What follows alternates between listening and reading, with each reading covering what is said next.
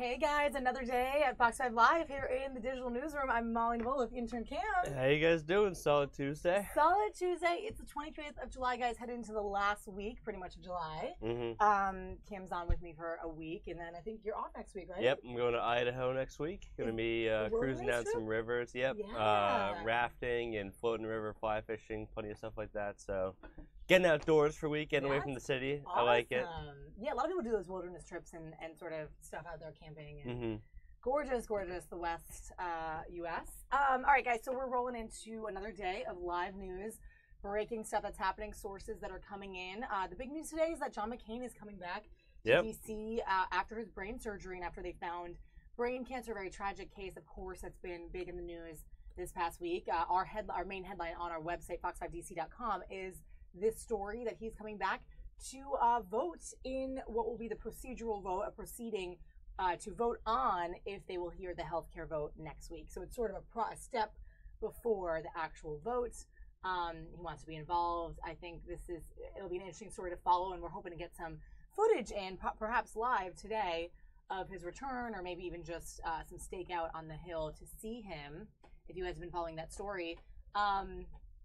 In other news, right now, actually, we have an event going on in the D.C. community. Secretary of Education Betsy DeVos and Ivanka Trump, of course, the president's daughter and advisor in the White House, are out in sort of like a summer school type of session promoting summer reading, even though the school year has ended. Yeah, and this is one of those, I feel like many efforts there are, like kind of like summer reading lists. Like I know that, like at least at the libraries, like you used to do this like huge thing for me. So, but it's always you know, even better when somebody as kind of well known and influential as the president's daughter gets involved with causes like that. Exactly, kind of a cool like eye on this that we have a camera. It's a little bit raw feed, but we're gonna go right over there so you can check it out. Let's go over there. Betsy DeVos and Ivanka Trump promoting summer reading right here in D.C., and we'll have some more information. This is actually at the National Museum of American History, the Smithsonian Museum, right down here on the mall. So very D.C. thing going on. Very D.C. Let's get our camera over there.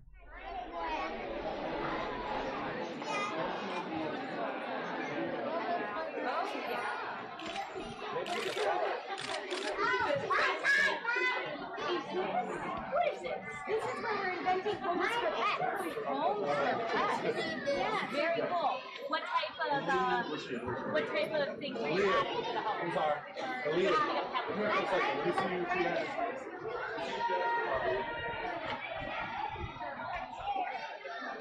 And do you want to tell her what you're inventing? Yeah, what are you inventing?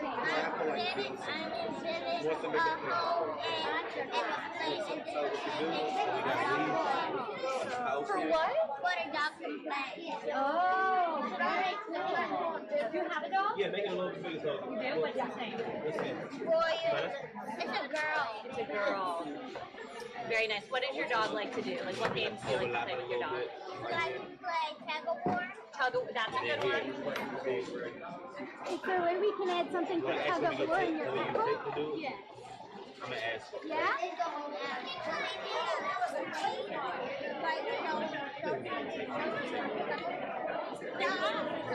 So every time when my lab went to swing over,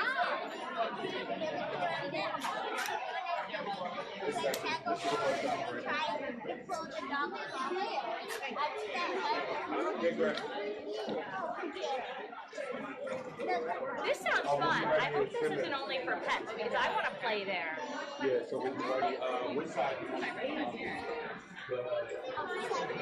Yeah. We have to. Thank you so much. Okay. The American History Museum. No. The new one was.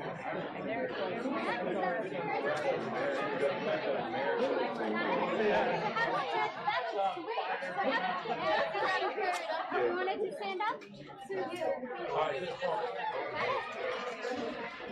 No. Wow. What happened that it'll say? What can we add? What do you think? What materials do you need to put? Right? Okay. So how are you?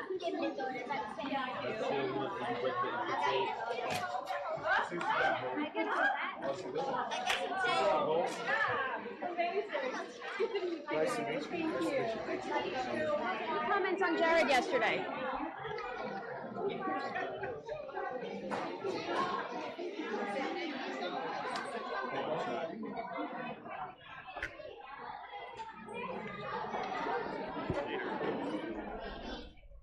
So once again, guys, you're watching this live feed here of Ivanka Trump and Betsy DeVos here, Secretary of Education, promoting continued reading and education into the summer. And this is at the Smithsonian American History Museum.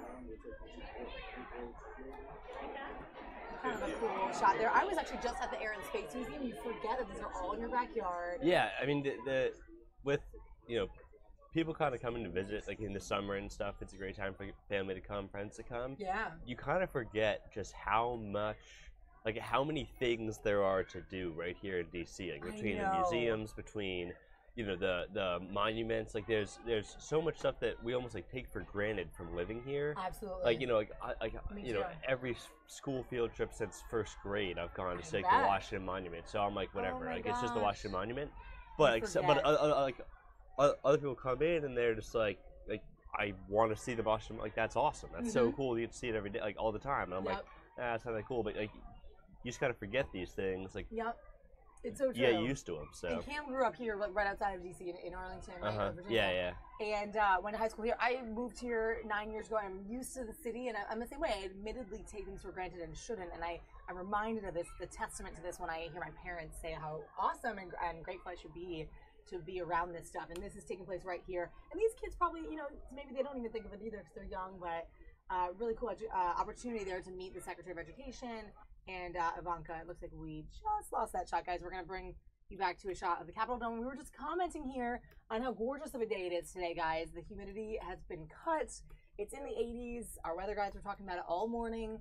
Really, really beautiful day. It makes me wish I could be outside today. Finally, that humidity has been cut, and it feels really good. So that's a live shot right there of the Capitol Dome, guys. And here's a live shot of the White House, which I wonder if we'll be taking you guys inside of that later. It's always sort of a question now. We don't know if these briefings are going to be on camera. They're still sort of figuring that out. We haven't seen much until we recently saw Anthony Scaramucci, the new Director of Communications, on Friday, was appointed to that. And Sarah Sanders, of course, named the new press secretary. So we were inside the briefing room for that. But lately, including yesterday, not much happening inside the White House that we could get on camera. So we'll see if we get anything coming in today. But guys, yeah, if you're on our stream, thanks for watching, and let us know where you're watching from. We're Fox 5 Live, the live digital show in the middle of the day here at Fox 5 DC Local News. And we want to hear from you and see what you have to say and any comments or questions that you have. We're going to be rolling through the afternoon just with various videos and breaking news and sources that we have coming in. And we just had something in Florida. I believe there was some sort of thing coming in, an accident or something. We'll see if we get that back, and then we'll go from there. Yep, we'll go from there. We're obviously still efforting any kind of breaking news, any information coming out. We're always looking for that.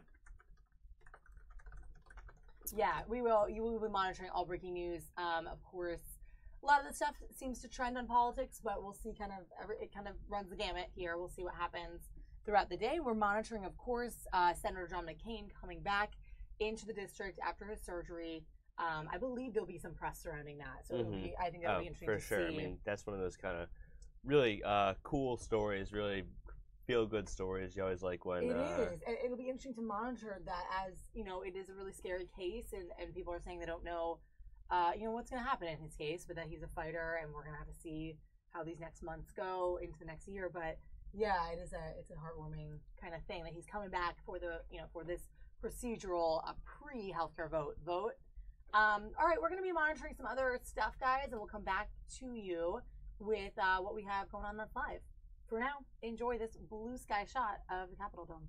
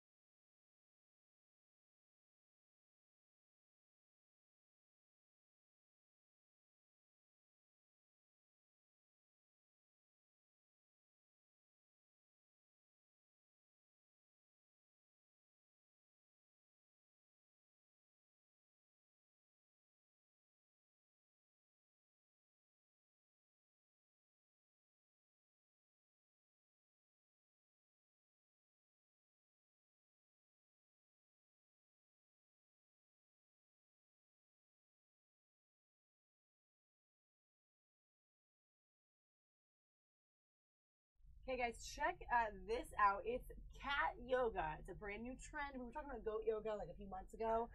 I know I had to bring this to the show, guys. This is a new thing at a cafe in Santa Barbara, California, and it's supposed to be relaxing. These cats are up for adoption, and they create sort of the environment of peace and cute kitty, furry feline, whole thing. What do you think, Kim? What do people do if they're like allergic or something? Like, they definitely can't take the class. I don't know.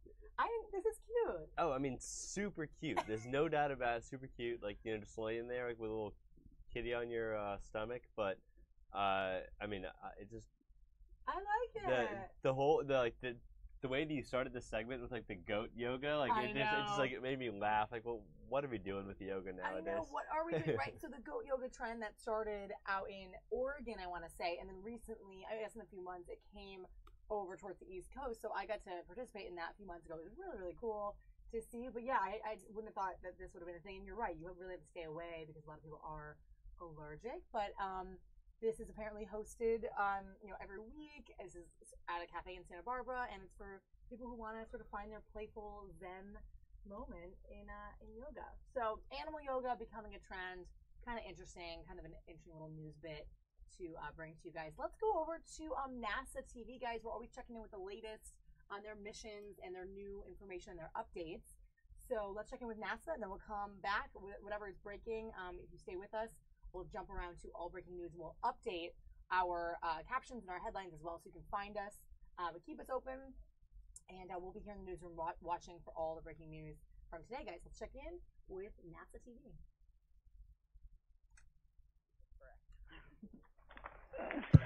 Oh, just talk. We're just talking. Okay, and 3. Okay, just talk. Forget all of that stuff, Jack. I appreciate it. Okay, first let's talk about seeing the aurora from space. How much better is it in space versus on the ground? Well, so I saw it in Alaska when I was doing some testing up there for the Air Force, and it's amazing on the ground too.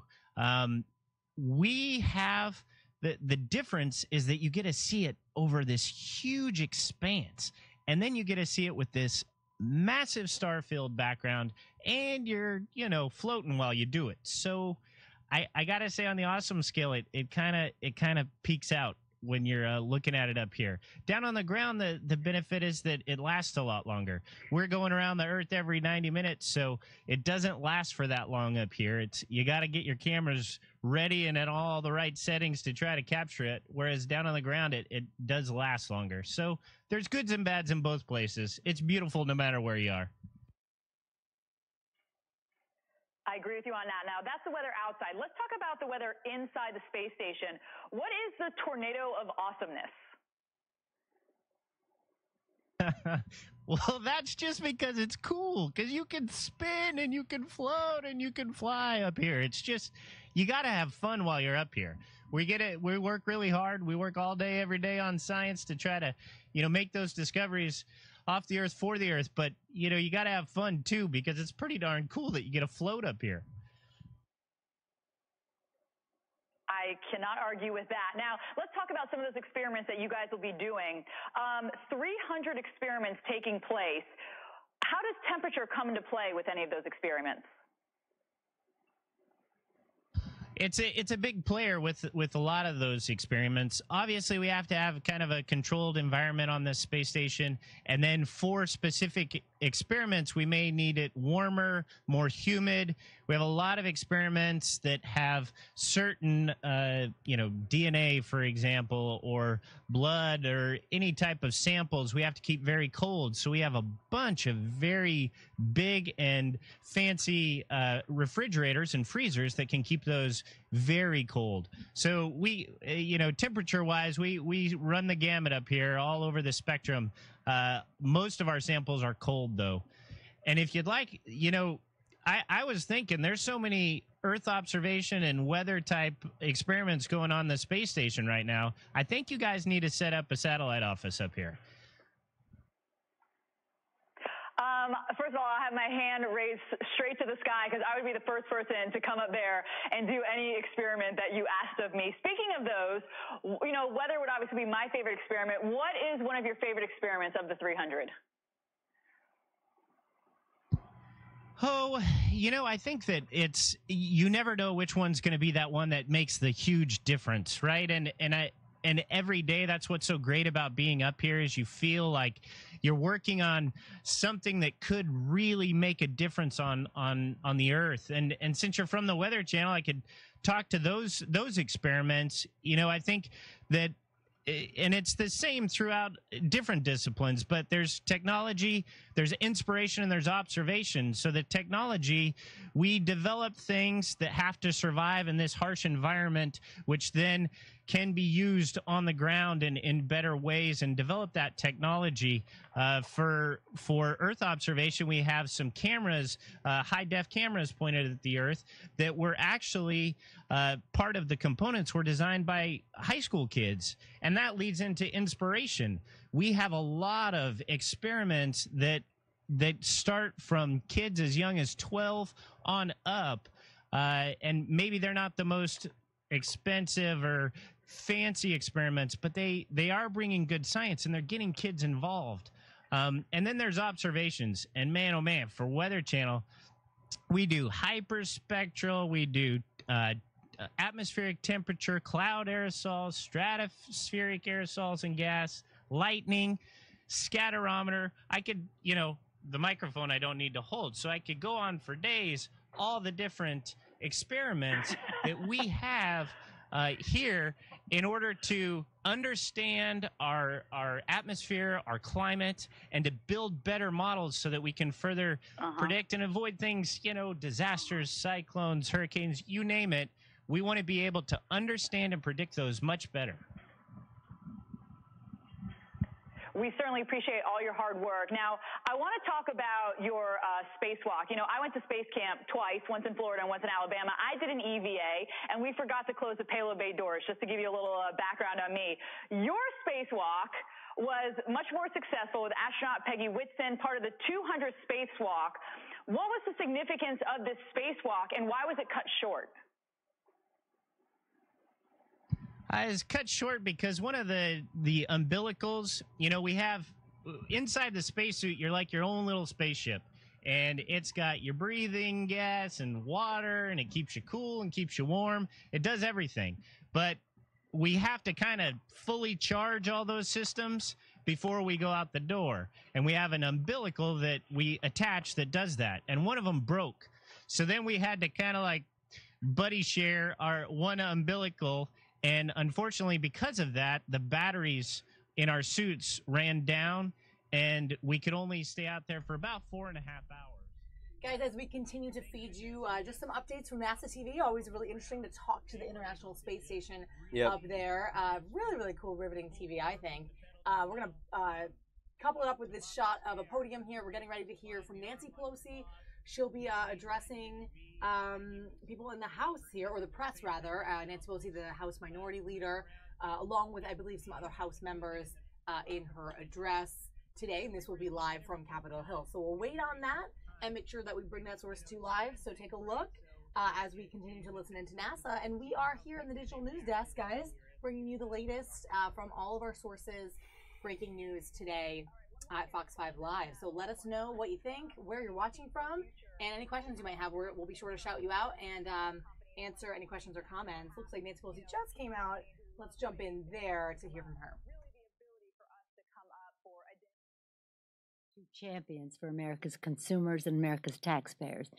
Our distinguished ranking member in the House Financial Services Committee, Congresswoman Maxine Waters, and Senator Elizabeth Warren, who is the founder of the Consumer Financial Protection Bureau, financial services institutions. I mean, in every way, she has been a protector of the American people. 8 years ago, unchecked recklessness on Wall Street ignited a financial meltdown that devastated families across the country. Democrats took bold action and passed the Dodd-Frank bill. We're so proud of Senator Dodd and Chairman Frank for what they did. The strongest set of consumer financial protections in history. But today, House Republicans are once again trying to destroy those protections. Last month, Republicans passed their, what we call the Wrong Choice Act, the repeal of Dodd-Frank, a giveaway to the financial industry at the expense of hardworking families. Republicans are waging war on the Consumer Bureau, a bureau that has returned nearly $12 billion to nearly 29 million people in our country, wronged Americans, many of them seniors, veterans, and members of the armed services. And now Republicans are stacking the deck even further against American families seeking to deny the fundamental rights to obtain justice in court. Forcing consumers into arbitration, indeed forced arbitration, gives financial services providers a free pass to get away with abuse. It denies veteran service members and seniors and others justice against predatory financial marketplace practices, and it sadly reflects a Republican Party that works relentlessly to empower Wall Street and to rig the system against consumers. We take a pledge each day: liberty and justice for all. And like the Magna Carta, over 800 years old, the Magna Carta pledge says, to no one will we refuse or delay right or justice. And yet, that's exactly what they want to do today. All the American people deserve a better deal than what they're getting from Republicans in Congress. Democrats are going to fight back. We will fight this resolution, protect hardworking Americans. We're going to fight to put leverage. Who has the leverage? Put leverage back into the hands of the American people. And now it is my privilege to yield the floor to the distinguished ranking member of the Financial Services Committee in the House of Representatives, a defender of Dodd-Frank, a protector of the rights and opportunities for America's consumers and taxpayers, Congresswoman Maxine Waters. Thank you so very much, Leader Pelosi.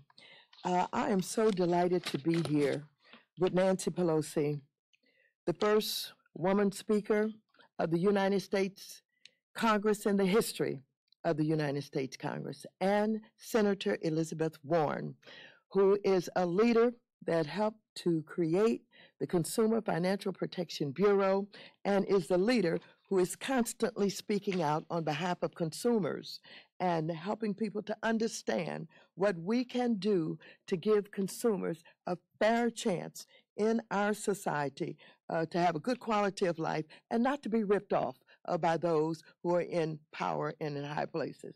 And so I'm here this morning to call out yet another shameful Republican effort to take away important consumer protections. Earlier this month, the Consumer Financial Protection Bureau issued a final rule banning forced arbitration clauses in contracts for consumer financial products. The rule ensures that consumers are not required to sign away their legal rights in order to open a bank account, obtain a credit card, finance a car, or obtain a private student loan. The rule is very important because consumers who are cheated by financial institutions and who are then forced into closed-door arbitration receive less compensation than they would have received if they had had the opportunity, perhaps, to have their day in court. Forced arbitration benefits large corporations and Wall Street banks to the detriment of consumers. For example, Wells Fargo continues to use forced arbitration to prevent consumers from pursuing class action lawsuits against the bank for opening millions of fraudulent accounts using their personal information. The joint resolution the Republicans have put forth uses the Congressional Review Act to senselessly repeal the Consumer Bureau's important new role. This is outrageous and unacceptable. Unfortunately, it is just the latest in a wave of Republican attacks on financial regulation and consumer protection. In June, House Republicans passed what I call the Wrong Choice Act, a bill to dismantle Dodd-Frank Wall Street Reform and Consumer Protection Act and gut the Consumer Financial Protection Bureau. Now they're moving to snatch away legal rights from consumers. I and other Democrats are determined to continue this fight against this harmful efforts, all of these efforts, and to stand up for Main Street. Thank you very much. And of course, as I mentioned, Senator Warren. Thank you. Thank you. You know, we're involved in a lot of tough fights in Washington right now. But when it really gets tough and we got to get out there and fight on behalf of American families, there is no one I would rather go into battle with shoulder to shoulder than Leader Pelosi and Ranking Member of House Financial Services, Maxine Waters. These two women have been incredible, and against tough odds have been there to stand up for families over and over and over. So I just want to make a couple of brief remarks about what's going on here. And the first is, I want you to think about the fact that last Friday was the 6th birthday of the Consumer Financial Protection Bureau. Yay! I always do this when I mention it. It's finally up, it's running. Here's this little agency. And the question is, why has it drawn so much fire from the Republicans in Washington? Why is it that the banks and the financial services industry is after it day after day after day? And I'll tell you the answer. It's because it works. It works. That little agency has forced the biggest financial institutions in this country to return nearly $12 billion directly to families they cheated. It's handled more than 1 million complaints. It's done tough oversight and enforcement. And it's come out with regulations. Guys, you're watching Senator Elizabeth Warren here. She's joining Nancy Pelosi and some other Democrats here, mostly talking about, I was reading about this, that they're talking about the Dodd-Frank law, which is a law aimed at curbing the abuses of Wall Street. So that's sort of the topic of today. We're going to double shot that here with another thing that's just coming in live right now, a camera outside the doors where Jared Kushner is currently speaking. He's testifying. So this is the stakeout cam, waiting for him and others perhaps to come out. We see this a lot on our live feeds in Capitol Hill. So just sort of waiting around to see, the press is waiting around to see what they can get from him. Now, we brought that to you live yesterday, his brief statement outside the White House saying he did not collude with Russia. Very short and sweet little statement outside the front of the White House there, or the side rather. And so all eyes have sort of been on Jared Kushner in the past couple of days. So we'll keep it here on on Capitol Hill, and also this stakeout, and see what becomes of this. Guys, thanks so much for joining us on the live stream here at Fox 5 Live. We're going to be jumping around different sources, seeing what happens here today. Stig, good to see you. Nostalgic Soul, good to see you too, guys. Thanks for subscribing to our channel. And we're going to be here watching with you guys and answering any questions that you have, so stay with us. Around it that says you're about to sign a contract here, but if that credit card company, if that private student lender cheats you, there's probably not much you can do about it, because you sure can't go to court. And I want you to think about that for a minute. Somebody cheats you for a few $100. Can you really afford to go to arbitration? Somebody cheats you for just $30, just adds an extra fee on. Can you really afford to go to arbitration here? So the law up until now, the law up until we ended up with these clauses, was basically whenever consumers get cheated in the same way, a whole lot of people get hurt in basically the same way. They dinged all of you with a $30 clause. They dinged all of you with a $150 penalty fee. They raised your interest rates in ways that were not in the contract. What would happen before is all of you could join together and go to court together, because the courts had recognized that what it took for access to the court is that you could bring a lot of claims together, and then you had some balance. So if you were up against a big financial institution, but several hundred or several thousand consumers had been cheated, there was a chance to get some redress. You had your day in court, but not if there's an arbitration clause in place. So when there's a forced arbitration clause in place, nobody gets to do the class action, which means effectively nobody ever gets into court. So the Consumer Financial Protection Bureau has said in these credit contracts, you just got to stop this. If you're going to cheat people, there's going to be some accountability. That's what this provision is all about. And that's why we're here today. Hi, William. Thanks so much for joining us from Chicago. You can stay here on our live stream from D.C. We're going to bring you live sources and breaking news here from all over the country. So thanks so much for joining on. Guys, let us know what you think and where you're from, and stay with us. We'll be watching with you And checking back into, there you go, the door just opened on that feed there. That's a stakeout camera outside where Jared Kushner is currently testifying inside. We'll see what happens. Always quite thrilling to see these stakeout cams. So we'll be watching and waiting with you guys. Stay with us. Washington, everybody in Congress, House and Senate, has to pick. Whose side are you on? Are you on the side of the consumers, the side of the consumer groups, the side of the faith groups, the side of the veterans groups, the side of the civil rights groups, the side of the people? Or are you on the side of the giant financial institutions?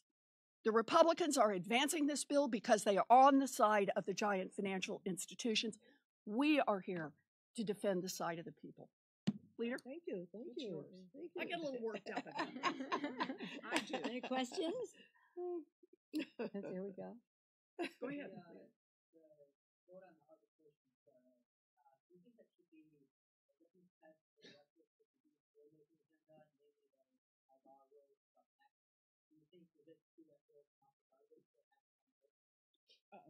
Go ahead. Maxine, you're Maxine?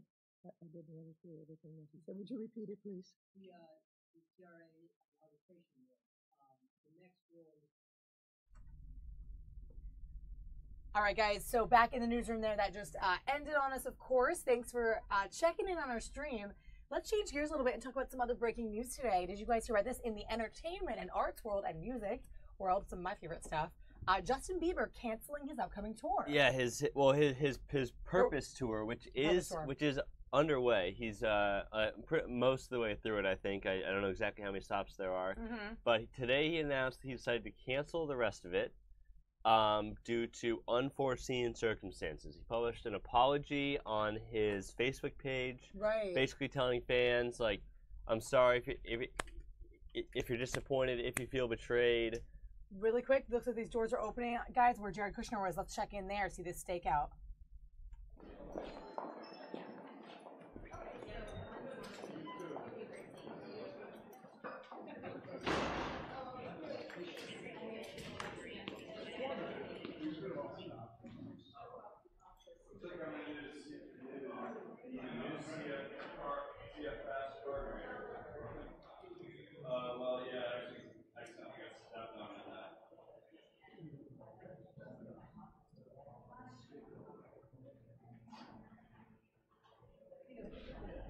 All right, guys, so we were in the middle of talking a little bit about entertainment news. Let's stay right here to see what we can get from this. It's Molly and Cam here inside the newsroom, waiting outside the room that Jared Kushner is currently testifying in. We just saw some people exit, but I didn't see Jared. We'll see. I don't think we missed him either. So maybe they just let some people go. I don't know exactly how the hearing works. So. Yeah, no, same. Actually, I wasn't quite read up on exactly what was happening inside this one today. But let's take a double shot one more time because we're going to keep talking about what we were talking about. Justin Bieber, so canceling his Purpose tour, he posted about it. And since then, other people, big names, have come out in support of his decision. Yeah. So we have a tweet for you from John Mayer.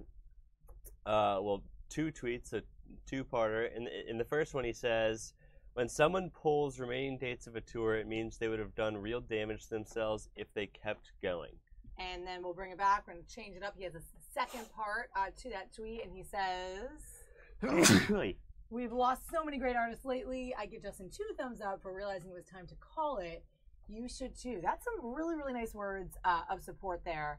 Yeah. And, I mean, basically saying, and what I think kind of gets lost on many fans is just how grueling a tour can be. I mean, obviously they're fun. Obviously, you know, they're amazing for the fans. They're amazing for the artists and everything like that. But you know, it's like 100 shows, 150 shows, up to like 200 shows in a year or in 6 months, or like it's almost every night, if not, you know, 3 times a week a lot of the times. It's just grueling. It's absolutely grueling. So if he's reached a point where he just can't, you know, he's just so exhausted or sick or anything to the point where he just needs to, like, you know, be a little bit almost selfish and like just take some time for himself. It's not about in a good way selfish, right? Yeah. I know Wisdom Martin on our morning selfish. show. Yeah, exactly. he said it. He summed it up really well this morning. Wisdom saying, if this is about his health, good for him. That should be the end of it.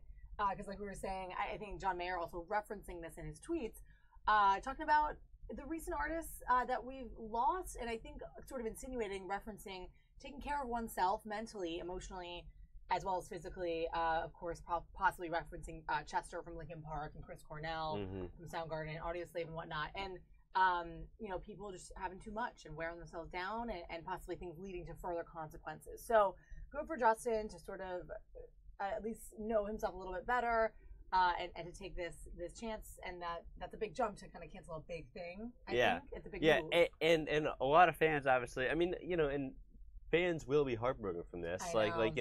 Huge fans of Bieber's who were just about to go to his concert. His next one would have been in Arlington, Texas on Saturday. Oh, okay. And if you were just going to go see him live for the first time and all of a sudden he cancels, I mean, that is heartbreaking. But just kind of understand that it wasn't to hurt anybody. Obviously like that, or it was literally just because he needed a break. He needed to take some time for himself, and he'll be back out there, I'm sure, on tour. Give him another year or 2 years. He'll be back. He just needs a second right now. Right, and I would also reference, this just came to mind because the Cranberries, if you remember them as a band, we're going to come to DC, to the 930 Club, one of our awesome, famous kind of venues here. Really, really great place to see a show. I was really excited. I didn't have tickets, but I was hoping to get some last-second ones. They recently came out with a statement. The lead singer's physical health became an issue, and they decided they needed to cancel a big string of their part of their tour. So just another thing that came to mind when it came to artists sort of recognizing their own health, recognizing what they need for themselves, and then canceling something that's big that is going to disappoint a lot of people. And that's tough. But I also truly do value that in artists, knowing themselves a little bit better. Looks like we're getting in something live here, possibly on the Hill. Maybe something from the stakeout. Let's check in there, and then we'll update you with what it is, guys. Prepared statement that I could tell. I mean, he was very forthright and very. I mean, he's just almost conversational. Do you buy his explanation about that Trump Tower meeting with Donald Trump Jr. that he didn't really know what it was going in? He left early, and there was nothing to it. Do you find that acceptable, the explanation? Yeah, I mean, speaking for myself, I believed it, and I usually can tell pretty well if people are truthful or not. I mean, I have a background in prosecuting, so it seemed to me that everything that he reported yesterday from the Senate committee, and whether or not he knew of collusion or he was involved in any meetings that he shouldn't have been in, it seemed pretty straightforward to me. You seem to very much believe what he had to say. Do you think he should, or would it be helpful for him to come back and do this in public, in front of the cameras? I think that it's obviously something that would be up to him. But would you want to see him do it? I mean, I knew after a few minutes of just being down there in the skiff, listening to him testify, that he was believable, and that what he said publicly is the same thing as he said to us. So, and that was not classified in that setting. So it wasn't. I'm not divulging anything here. I shouldn't. But if he wants to do it, there were some things that probably wouldn't be appropriate, personal things with regard to his personal life or whatever, that he probably wouldn't want to have out there in the public. But around his businesses, or? Yeah, I mean, that's really, before he was part of the Trump campaign, that's nobody's business but his own. So but no, I was very satisfied, very impressed. Like I said before, I can understand why the president has so much faith in him, because he is an extremely impressive guy, and I think that I actually felt good about the fact that he was working in the White House, that somebody like that is helping the president make his decision. So, do you think he'll have answered all the questions of the committee to the committee's satisfaction? He will not have to come back even in a private session? He made it very clear that he was there as long as the committee wanted him to be there. So we kind of assumed that there would be a time limit, and he made it clear that he was willing to stay as long as possible. I think for the fact that he, didn't want to have to come back. So, but he's very open to being in there as long as need be. I guess his prepared statement was pretty unequivocal. No collusion, no additional meetings. Didn't leave himself a ton of wiggle room, I guess. Did he, in your mind, hedge on any of those answers at all in this setting? No, I think that Mr. Kushner was extremely forthright and believable to me, and I think that he told us exactly what he knew and what he didn't know, and so I think that what he said yesterday, as far as what he said to the Senate committee, is probably what you're going to get again today. So. Good enough for me. Yeah. Good. Okay. All right. Cool. Thanks, guys. guys. Appreciate it.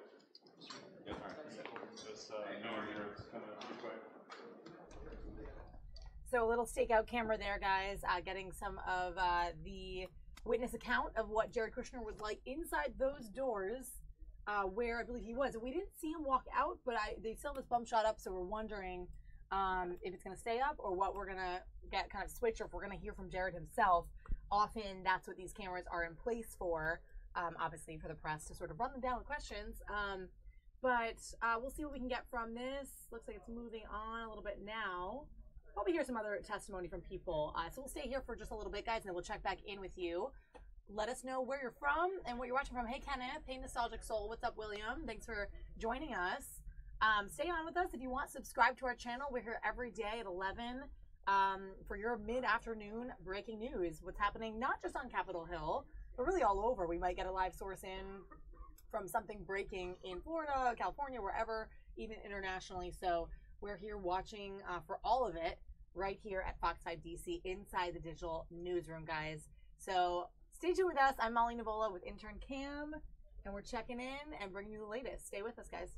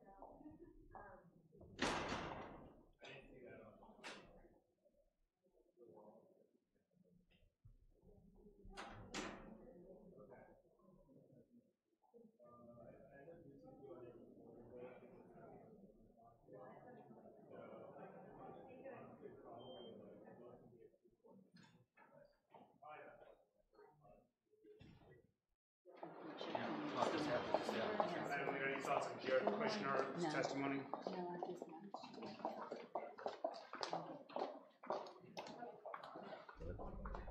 Looks like they were asking Nancy Pelosi if she had any statement about it, so she walked right by. Yeah, she said no. Most people seem to avoid these. Let's just listen in, because we never know what we can catch to see who might speak as we take this double shot here of the stakeout.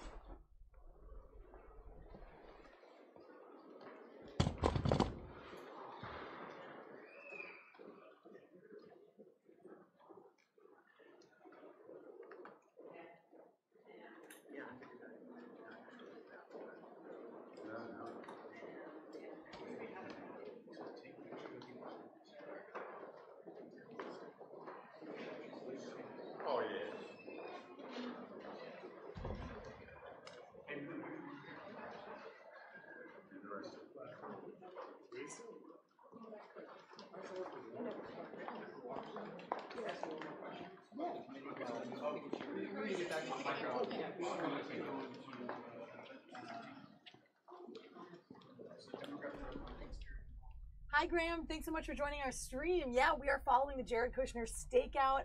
Whenever we have these stakeout cameras, you know we got to bring them to you guys live. Check out this tweet from President Trump 5 hours ago. I wanted to bring it for its relevance here, saying Jared Kushner did very well yesterday, proving he did not collude with the Russians. Witch hunt. Next up, 11-year-old Barron Trump. And there's been some debate as to if President Trump writes his own tweets or not. Most people are saying, yeah, he definitely does. That one I could see him writing for sure. I know there's a question, and people are talking about the ways you can kind of know if it's him or his handlers, but or his people. But yeah, this one referencing his son, of course, and also making reference to Jared Kushner's brief statements outside the White House. Briefly, just saying succinct to the point, I did not collude with Russia. Thought that was interesting to juxtapose those two as we wait outside the doors there where Jared Kushner is testifying right now. Checking out some of your comments here. Kenneth, hey.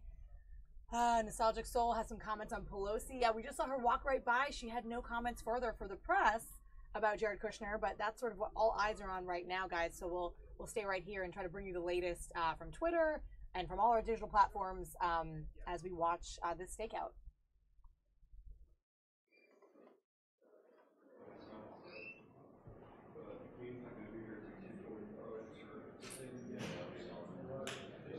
When is McCain arriving? 2:45 on August 14th. Oh. I was like, really? He's driving an hour a day. Come up with the joke, it's on September 17th, maybe.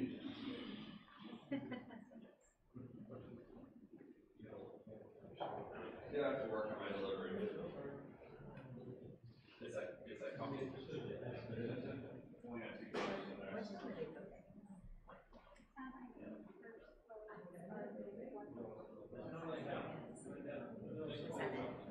Oh, no.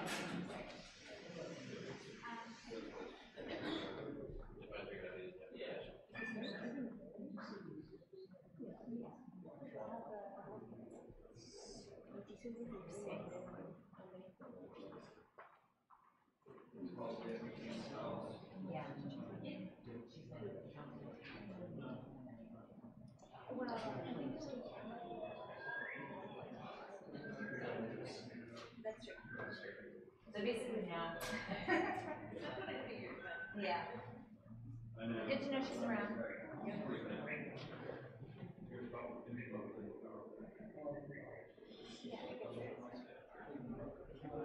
That's actually been like that for at least a few days.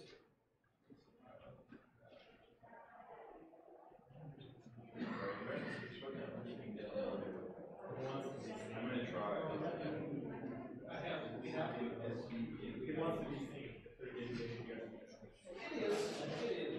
They had him walk all the way.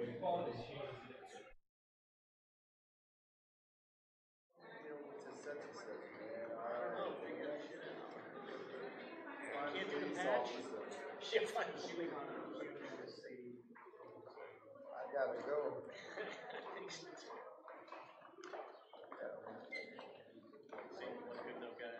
Oh yeah.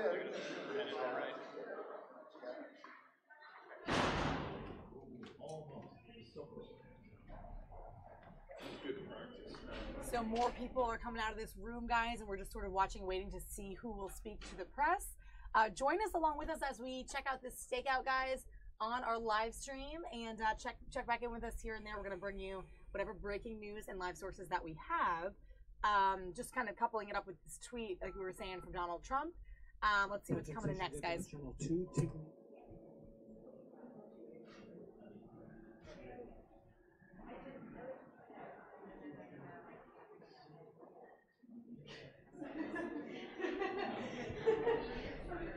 We're going to jump on over to the Senate floor, guys. Mitch McConnell is speaking live. Let's check in to see what he has to say. We're going to bring you both simultaneously so we can watch this stakeout as well as it continues, guys, on the Hill. To the administration for its continued close work with us on this issue at every step of the way, from the President and the Vice President to Secretary Price and Administrator Verma, as well as so many others. The engagement we've seen has been important to our efforts, and it's sent an unmistakable signal to the country that this administration not only understands the pain middle-class families have felt under Obamacare, but is actually committed to doing something about it.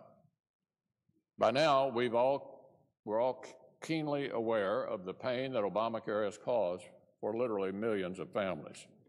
premiums have skyrocketed, doubling on average in the vast majority of states on the federal exchange. Insurance options have declined under Obamacare, leaving many with as few as one or even zero insurers to choose from. Many Americans now face the real possibility of having no options at all and could find themselves trapped, forced by law to purchase Obamacare insurance, but left by Obamacare without any means to do so. All the while, markets continue to collapse under Obamacare in states across the country. It's a troubling indication of what's to come unless we act. Fortunately, the American people have granted us the opportunity to do so. We finally have an administration that cares about those suffering under Obamacare's failures and a president who will sign a law to actually do something about it. We have a House that recently passed its own legislation to help address these problems, and we have a Senate with a great chance before us to do our part now. If other senators agree and join me in voting yes on the motion to proceed, we can move one step closer to sending legislation to the President for his signature. I hope everyone will seize the moment. I certainly will. Only then can we open up a robust debate process. Only then will senators have the opportunity to offer additional ideas on health care. Inaction will do nothing to solve Obamacare's problems or bring relief to those who need it. In fact, it will make things worse for our constituents all across the country. I'd like to reiterate what the President said yesterday. Any senator who votes against starting debate is telling America that you're just fine with the Obamacare nightmare. That's a position that even Democrats have found hard to defend. Remember, President Clinton called Obamacare the craziest thing in the world, and a Democratic governor said it's no longer affordable. You won't hear me say this often, but they're right. So I hope colleagues will consider Obamacare's history of failures, the unaffordable costs, the scarce choices, the burden on middle-class families as they cast their vote this afternoon. I would urge them to remember the families who are hurting under this collapsing law. Numerous Kentuckians, like so many others across the nation, have conveyed their heartbreaking stories with my office through phone calls, letters, meetings, and dozens of healthcare forums all across Kentucky. These families are suffering under Obamacare. They need relief. I'll be thinking about them as I vote to proceed to the bill today, and I know many other colleagues will do the same. Our constituents are hurting under Obamacare. They're counting on us to do the right thing right now. That means voting to allow the Senate to finally move beyond Obamacare's failures. That's what I intend to do. That's what I urge every colleague to do. We can do better than Obamacare. We have a responsibility to the American people to do that. Today's vote to begin debate is the first step, and we should take it. Mr. President, I suggest the absence of a quorum. Without objection, clerk will call the roll. Mr. Alexander.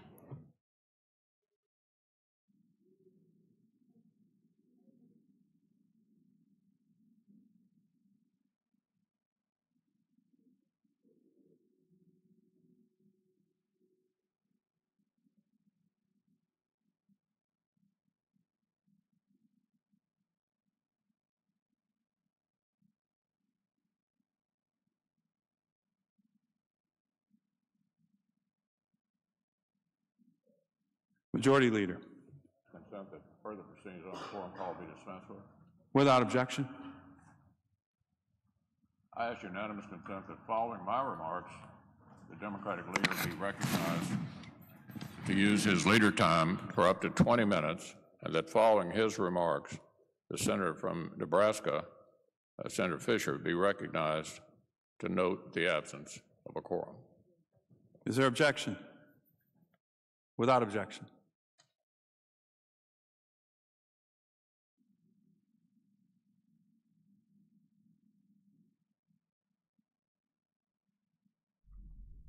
All right, guys, back in the newsroom here, Molly and Cam. We're going to switch it up a little bit and go down to Austin, Texas. This is kind of cool. Local law enforcement and officials are addressing at a rally, a local rally in Austin, about the bathroom bill. Definitely an interesting topic, a very relevant topic, and controversial on different people on different sides of it in so many ways. Let's go down there to hear from the local law enforcement in Austin, Texas. Just for a minute. Any of the circumstances that would be required under this law. It puts officers in an untenable position, and it works against public safety, and it is not in the best interest of the community. And for that reason, it is merely an attempt to solve a problem that I do not believe exists and have not seen any evidence that it exists.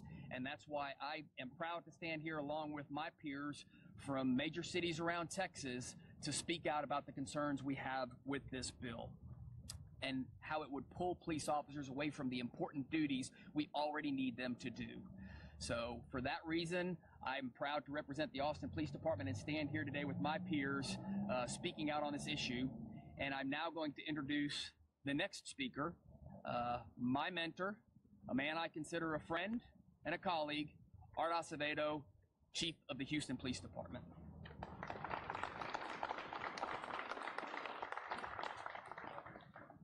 Thanks, Chief Manley, and thanks, Mayor Adler, both of you for your leadership and obviously for weighing in on an issue that matters, an issue that should matter to all Texans. And it seems to me, standing here today in the middle of July when we should all be enjoying a vacation, that it's like Groundhog Day. It's almost like here we are again, back at the Capitol as a community of law enforcement professionals to say no to bad public policy. Bad public policy and law that's being packaged by some members of this body as a public safety measure. Now, first and foremost, let's make something clear. We already have plenty of laws on the books, which is something that we're told here time and again, year in and year out, by this legislative body, especially the very conservative members of this legislative body, that we don't need any more laws, that we're about small government, and here we go again with a body that doesn't understand that this is bad law. It may be great political theater, kind of like SB 4, which is the anti-immigration bill. It may make great great turnouts for them in terms of primary politics. It may be great for primary elections, but it is bad on public safety. First, let me make it real clear. Myself and my department, all the departments you see back here, we've been checking our database to see these horrific crimes that this bill purportedly will prevent. And I've got news for them.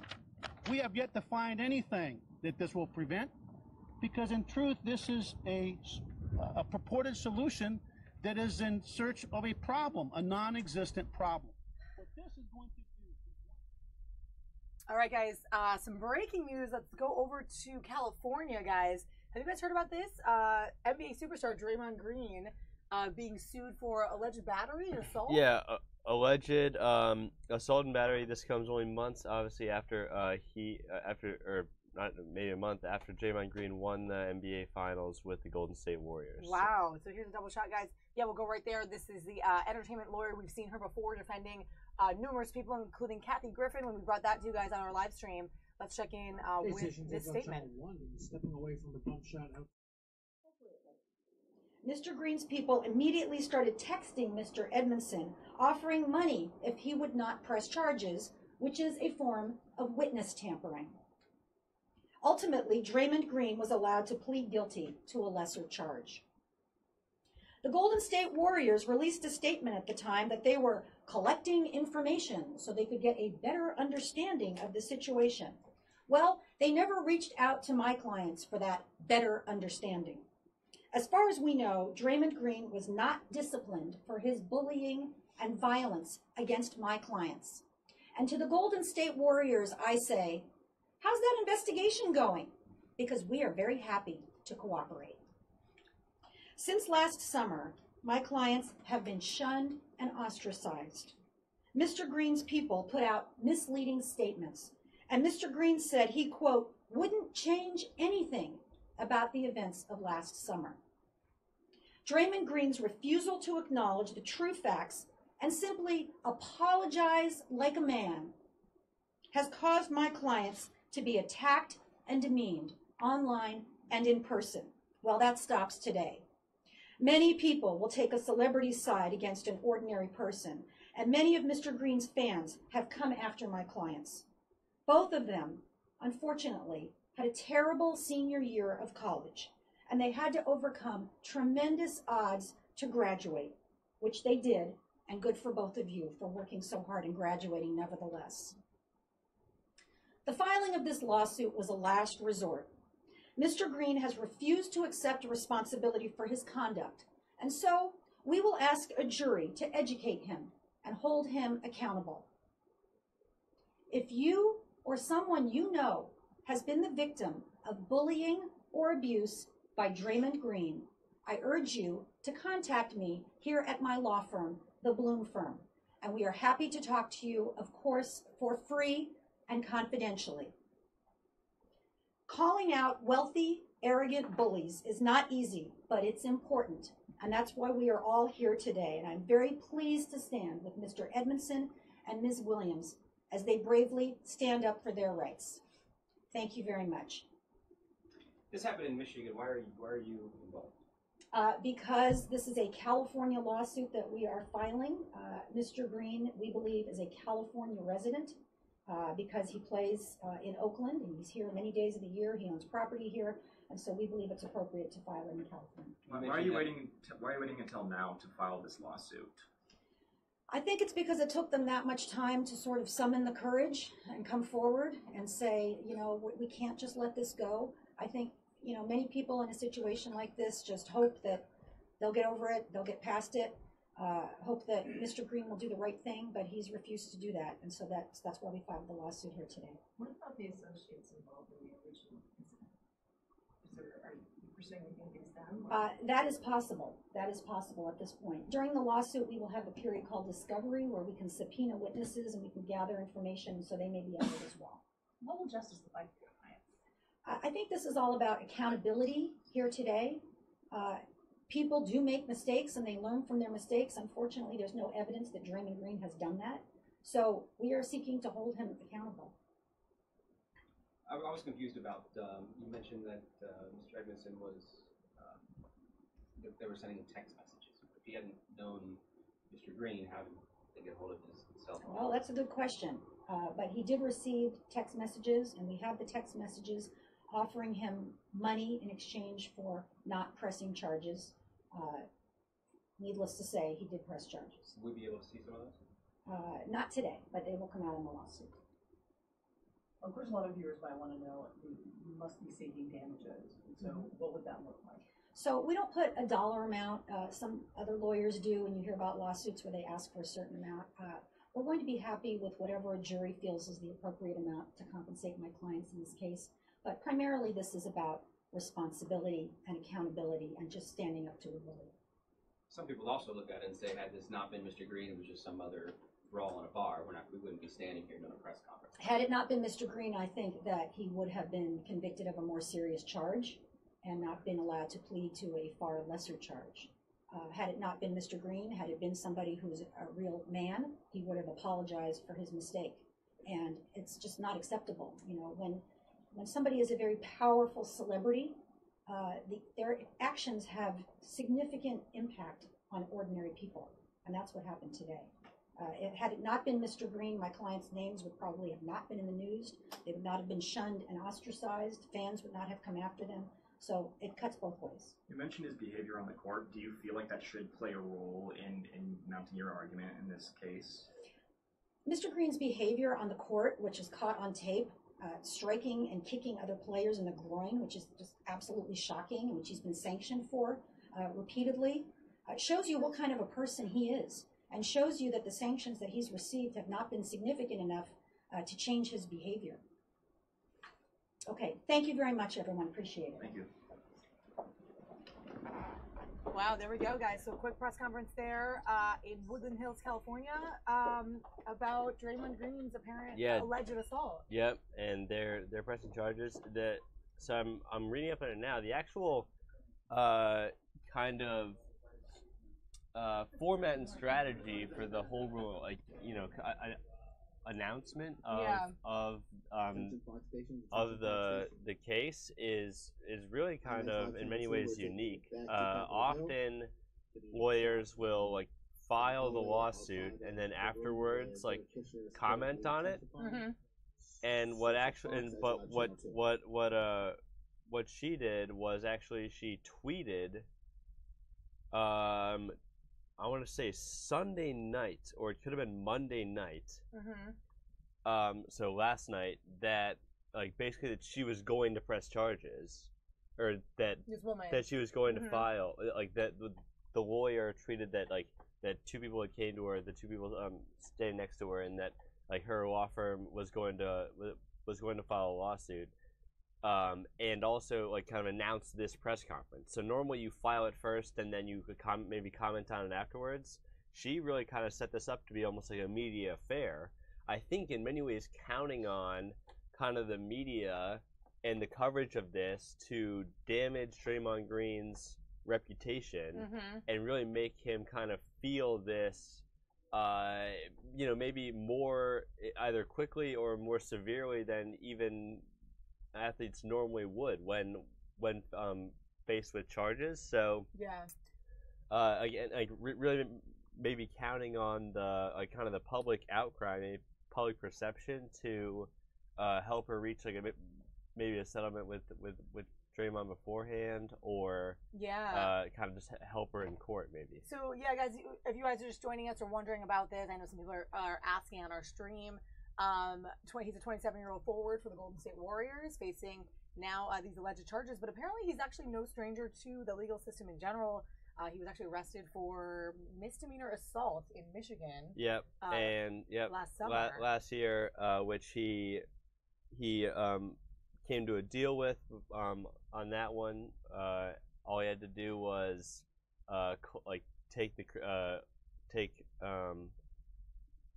claim a noise complaint as being his fault, and also pay a $560 fine, which he's a professional basketball player, makes millions of dollars a year. $560 is nothing. So really, it's like, and like kind of like right at the beginning of that interview that we just saw, you kind of heard her mention like him not really taking credit for, or like really like having to pay for any of his past deeds. That was kind of what she was talking about, because essentially like he didn't necessarily have to like really he wasn't really impacted by that issue in Michigan. So she really wants like him to actually kind of have to pay for his crimes in some way.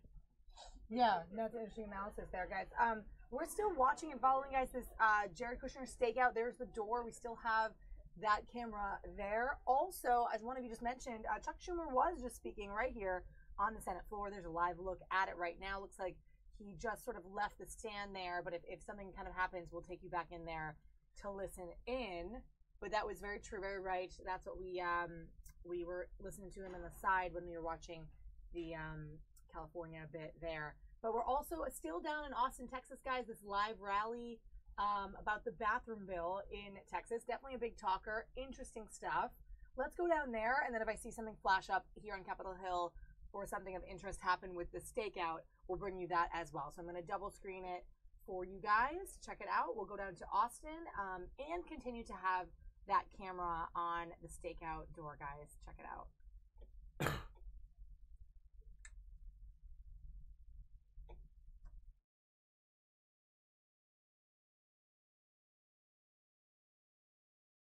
Contradict decades of research. Over 90% of child sexual assault victims are abused by someone known to them, and the vast majority of child sexual abuse occurs in private residences, not in public spaces. Moreover, if lawmakers care about sexual assault, they will focus on solutions based on evidence and not on rhetoric. We urge the legislature to reject these discriminatory bills.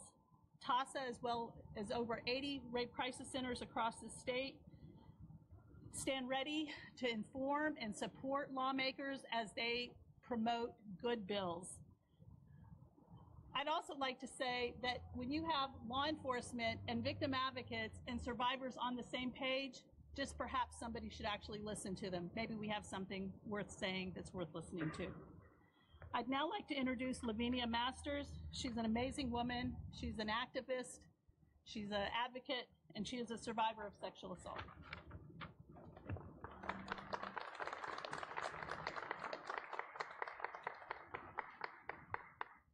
Good morning. I am Lavinia Masters, and I come to you today from Louisville, it's a suburb of Dallas in North Texas. I stand today before you speaking as a survivor of a violent sexual assault and a survivor that questions the propaganda of the bathroom legislation. In my mind, I pose the question, will this law actually help rape survivors such as myself?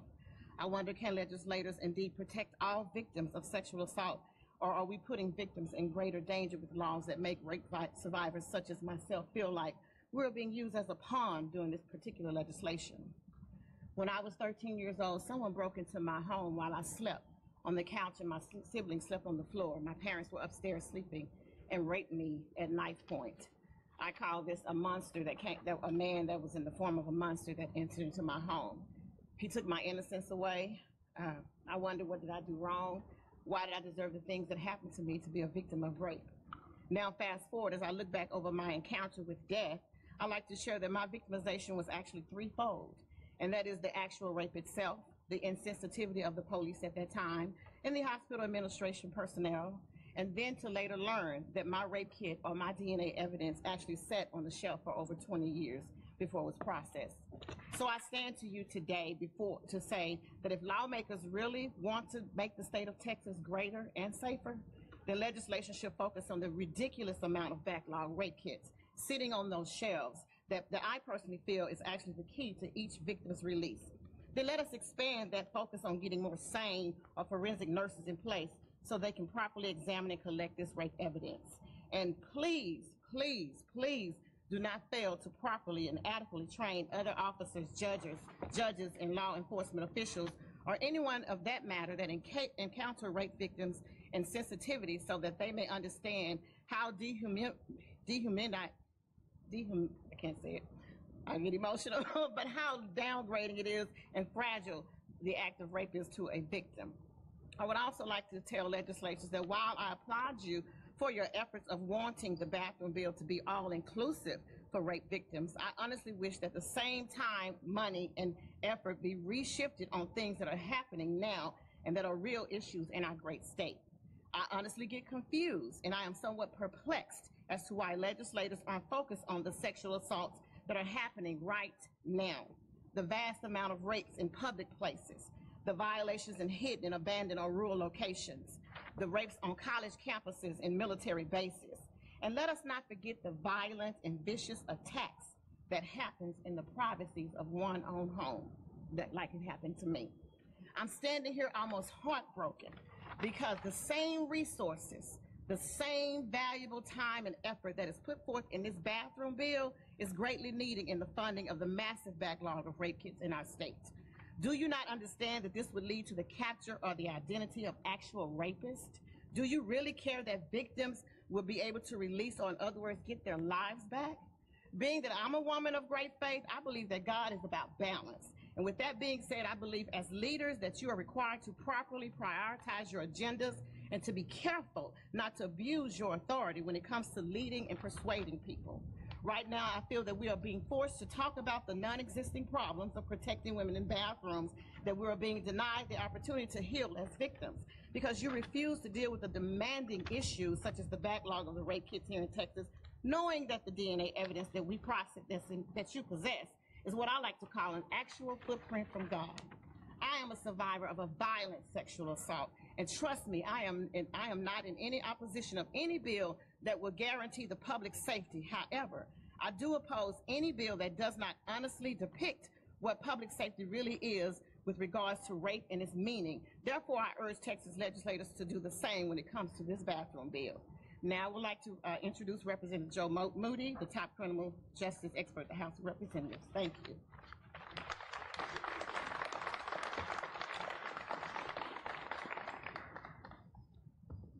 Thank you all very much.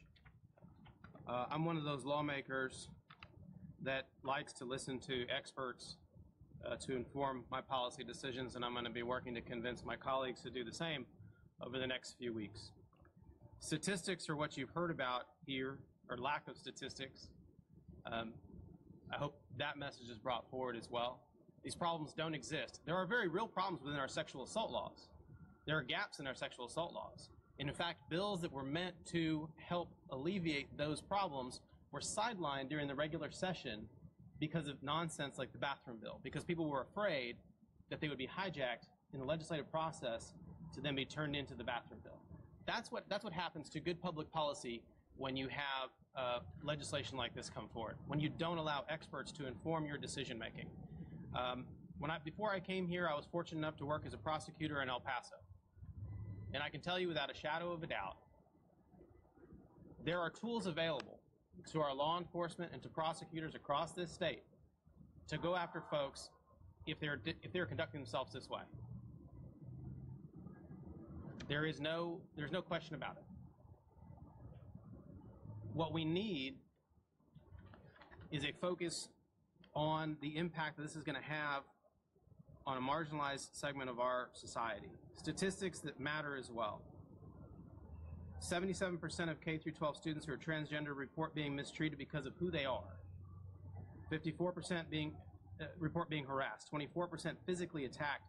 13% sexually assaulted. So one of these bills is talking about public schools. 13% of kids who are transgender are sexually assaulted during their school years because of that identity. This bill makes people less safe, not more safe, and is impossible to enforce. So I call on the legislature to bring dignity and respect and safety to everyone, because no one deserves less than that. And law enforcement and sexual assault survivors have my commitment to try and restore sanity in this conversation. I'd like to now introduce Chief Deputy Sheriff Sylvia Aguilar from the El Paso Sheriff's Department.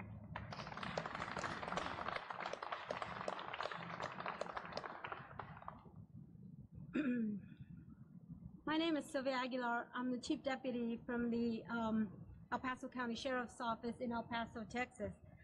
And I've dedicated my life to enforcing the law. I've been in law enforcement 35 years. Prior to my appointment as the Undersheriff of El Paso, I served as a deputy chief with the El Paso Police Department, where I retired after 25 years of service, and then I was appointed as a chief of police for the town of Horizon City, also in El Paso. And I have to tell you that in my entire time of dedicating myself to public service, I have never seen or heard of this type of crime happening in a bathroom. And I've got to tell you that in El Paso, for those of you that are familiar with my city, it's pretty far away, but we are inclusive, and it's a very diverse city. And we applaud and value the diversity, and we oppose discrimination, any kind of discrimination. We value our Constitution, and we believe that these laws that discriminate a segment of the population that already has had so many hardships cannot possibly be good for you, for us, for the law enforcement community. And I mean, here I am standing with some of the most decorated, some of the most lauded professionals in the state of Texas in my field. You've got the chief from Houston, the chief from Austin. You have the representatives from Dallas and throughout this great state of Texas. And nobody ordered us to be here. We chose to be here because it's important. Nobody told us what had to be said. We're speaking from experience, from years of law enforcement, from years of public service dedication, from the servant heart that we all come from. We currently have laws that address crime, that address assaults, that address certain issues that these bills have already been passed. These laws are in the books. There is no evidence in the criminal record that we have men posing as women to target Texans in restroom facilities. Bathrooms are not the problem. The state has a crisis on its hands, and that is that our children are being abused and neglected and even dying, and all this on the watch of the state of Texas. We have real problems such as homicide, sexual assaults, domestic violence, drug offenses, and driving under the influence.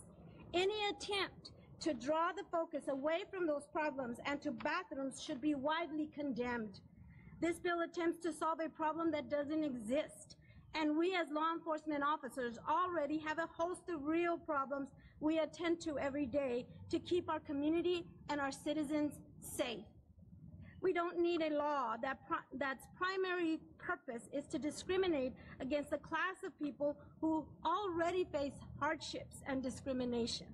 That is not the Texas that we love. We as law enforcement officers oppose the unnecessary legislation, and we encourage our lawmakers to do the right thing and to reject this bathroom legislation.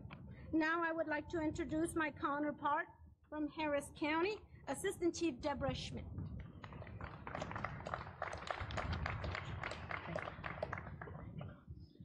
Hello.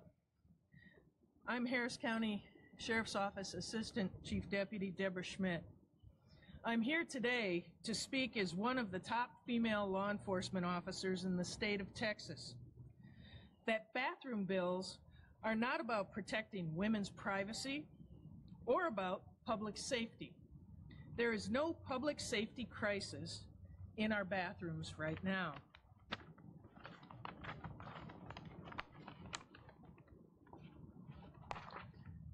Excuse me.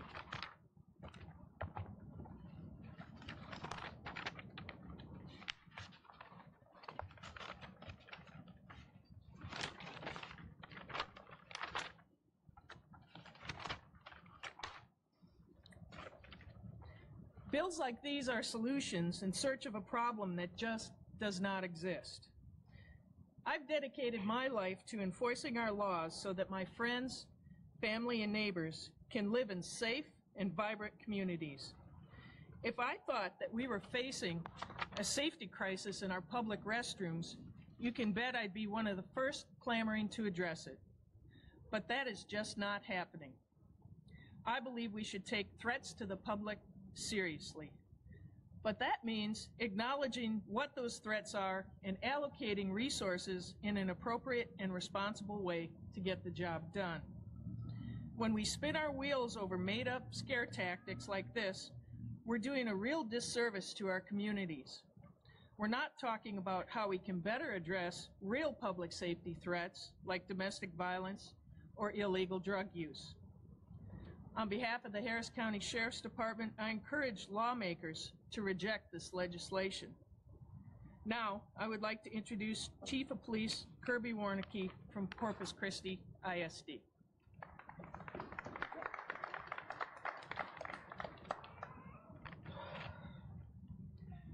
Greetings, and thank you guys for being out here in the heat with us. Note to self, summer wardrobe. My name is Kirby Warnicki. I'm the proud Chief of Police of the Corpus Christi Independent School District Police Department. I've been in law enforcement for 27 years, 20 of those with the Corpus Christi Independent School District Police. I've served in every capacity I could: line officer, sergeant, ship commander, internal investigations, and now chief since 2010. Never in my experience in any of those roles have I ever written, approved, or otherwise looked over a report that had anything to do with addressing this issue. I do agree with my brothers and sisters and everything that's been said before us, that this is a problem looking for a solution. It's a distraction from the real problems. You know, our law enforcement lawmakers have really important duties to address concerns that we really have. I want to echo the sentiment of the mayor. We should address school finance. Let's address unfunded mandates, but let's not waste our time on a bill that does nothing to protect our citizens. Thank you so much. I would now like to introduce the Superintendent of San Antonio Northside ISD, Brian Woods.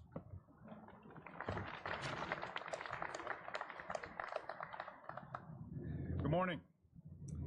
I'm here today on behalf of my colleagues across the state, and certainly those in San Antonio who, along with our Chamber of Commerce, signed on to a letter to oppose the so-called bathroom legislation. We have many, many more important issues to deal with in our state than passing a bathroom bill. As you've heard many times, a solution in search of a problem. For the kids that go to Northside ISD and for the millions of kids who go to public schools all across our state, this bill will not make them safer. Proponents of this bathroom bill have grossly overstated the significance of this concern. I don't know if I could find a principal anywhere who would tell me that this issue is in the top 10 of their list of concerns or worries. The Northside Independent School District, like many of our large districts across the state, have made accommodations for transgender students, and it has worked.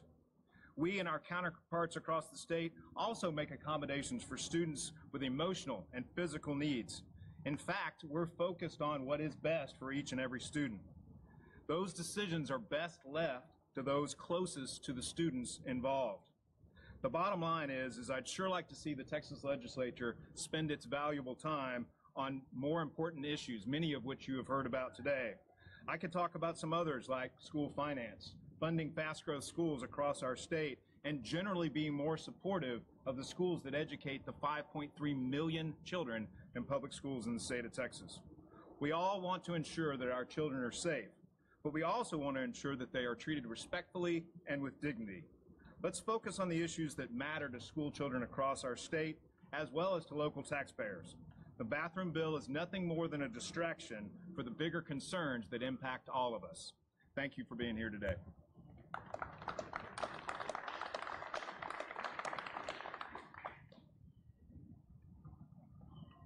Thank you, everybody. Well, you've all heard from the many voices of law enforcement. You've heard from advocacy groups. You've heard from survivors. You've heard from educators. And the message was clear. This is bad. This is a bad law, a necessary law, a law that will lead to discrimination, to harassment, to the further marginalization of people that are already targeted, that are at risk, and nothing else. Where's our compassion as Texans? I'm not a Texan by birth, but I'm an American and I'm a Texan by choice. And the Texas that I fell in love with in 2007 when I had the blessing of being selected to be a police chief here in the state is not the Texas of today. I think we need to search back into our collective psyche as Texans and figure out what has happened in a few short years where we've gone from a state that was always known for its hospitality, its love for strangers, its love for neighbors, to a state where we paint people with broad brushes. We're demonizing people based on immigration, based on sexual orientation, based on skin color, nation of origin. That's not the Texas that I fell in love with. And so I ask all Texans to listen to the voices of these police chiefs. Now, I'm going to read a couple of statements here that I think are really important. Again, CLEAT, the state's largest officers union, and the Texas Municipal Police Association with 24,000 members. CLEAT's executive director, and again, Charlie Wilkinson and I sometimes don't agree on the time of day, day of week, week of the month, or month of the year. Hi guys, just checking in with you here on Fox 5 Live at Fox 5 DC, Washington, DC local news. Right now, it looks like they're getting some tape playback or rewinding this up. We're watching this bathroom bill rally down in Austin, Texas. Really interesting stuff, I think, kind of a talker in today's news. Down at the bottom right-hand corner of your screen, you see still this continued stakeout camera outside the doors where Jared Kushner is or was inside testifying. We didn't see him exit, so we believe he is still in that room. Meanwhile, another stakeout right here. Check out this live shot.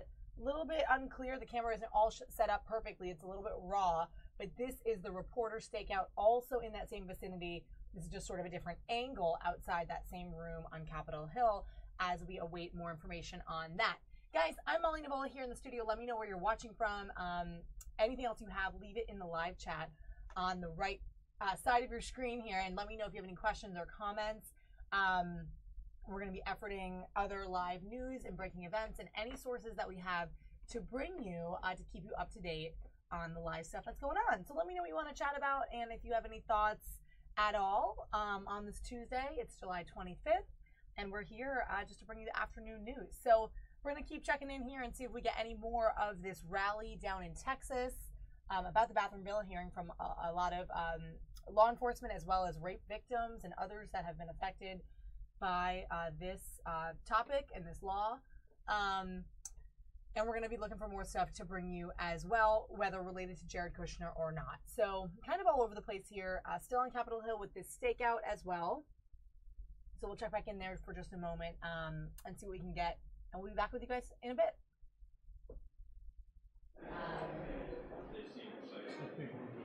No.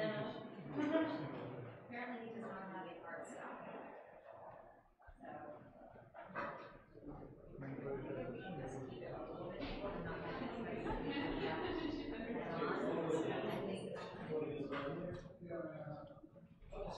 And then if anybody wants to move back up to where you were before, as long as you're allowed in front of the camera, we can make that work. You don't need now. I will get it straightened out. All over the I'll just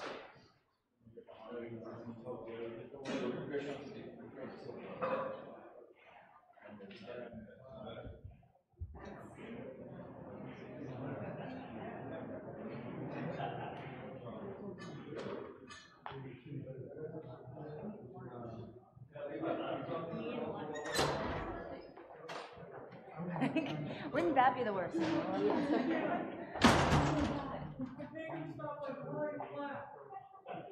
Oh my God.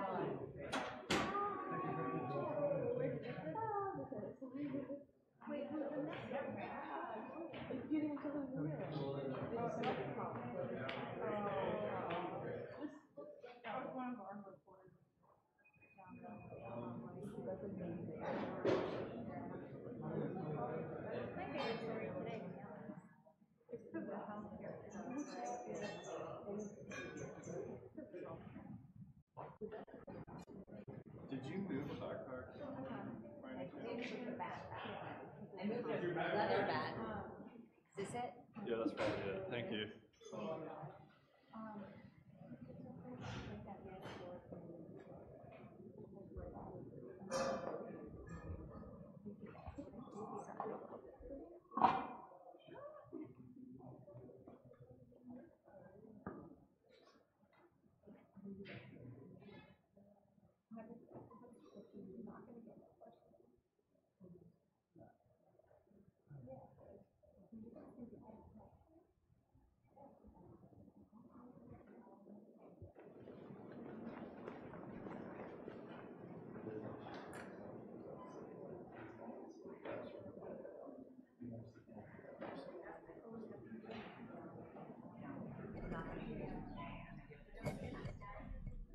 And he's getting knowledge. I get it.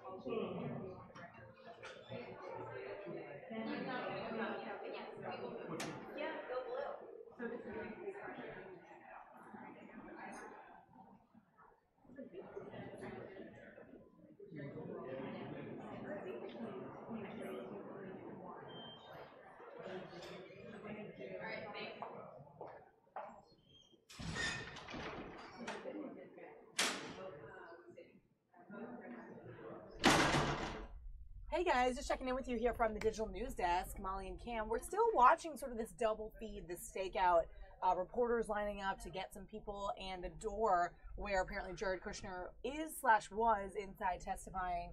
See, we're seeing some people come in and out of it, but not a lot of big reaction.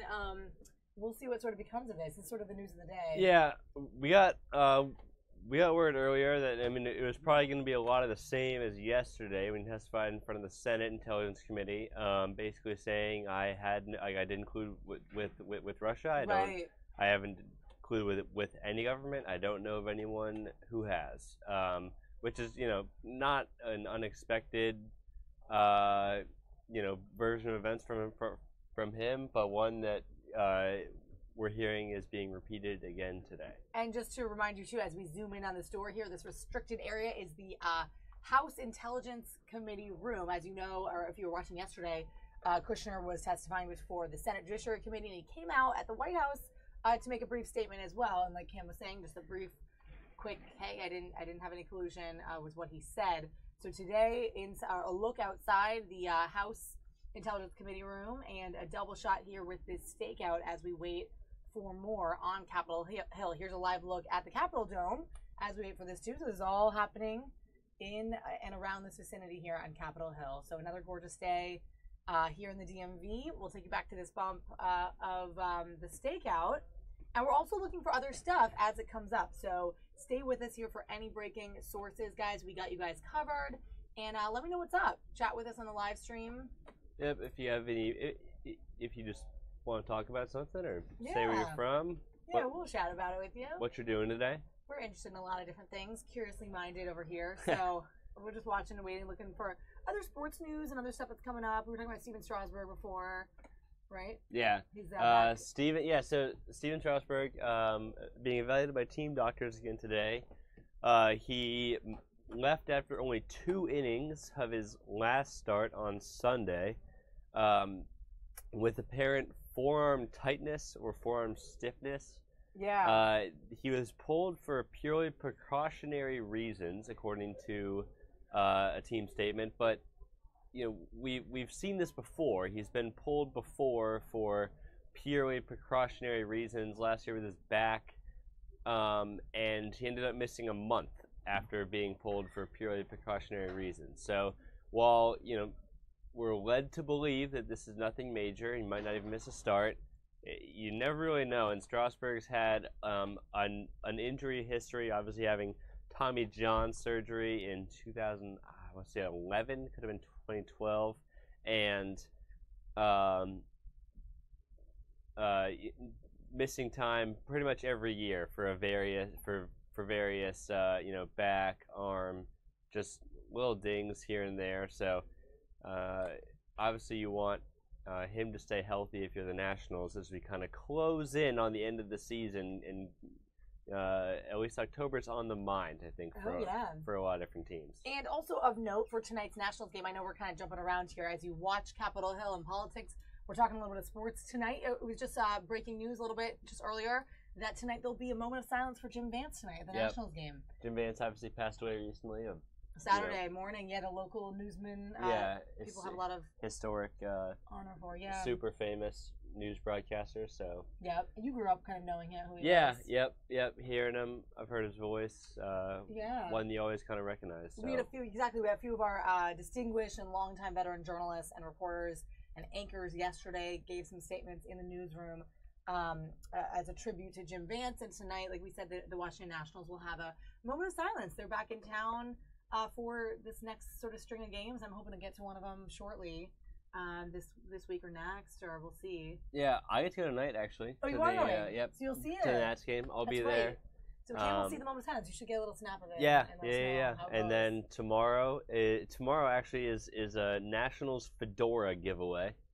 For the first, cool. whatever, I don't know, 10,000, 20,000 fans that are there. That's one that I actually kind of jokingly want to get. I mean, I don't really want to wear it often, but like wear it once or twice, just as kind of like a thing.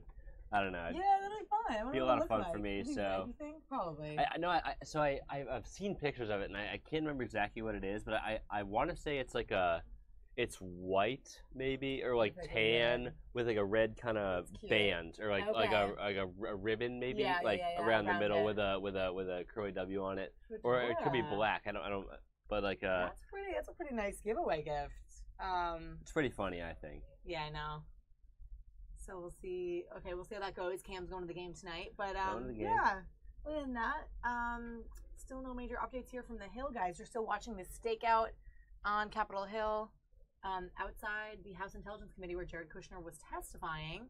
So we'll see what happens. Stay with us for more breaking news, and maybe keep us sort of minimized or on the back burner, or keep us open. We're going to be here through the afternoon, bringing you the live stuff that we got coming in. We'll see what's kicking in these next few moments, and then we'll come back to you guys to chat. So let us know what you want to talk about. Any thoughts, leave it there, and we'll call you out. We'll shout out, and keep watching this live stream. Thanks, guys.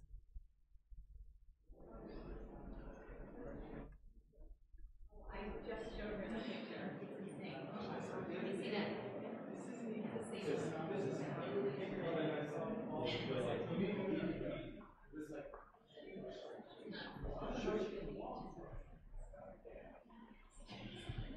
Oh wait, that's what I saw. You retweeted it.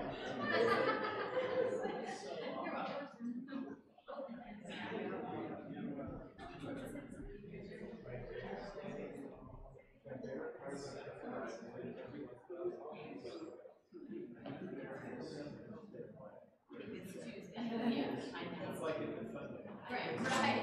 It's Tuesday.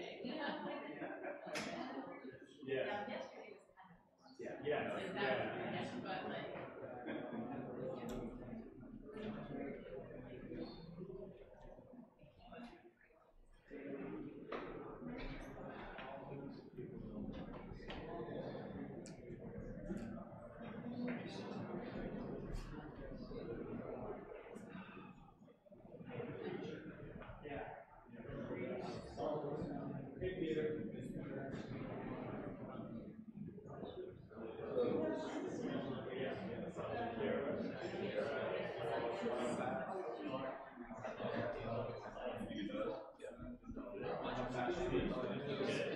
It's just open debate. So I think enough of so it still has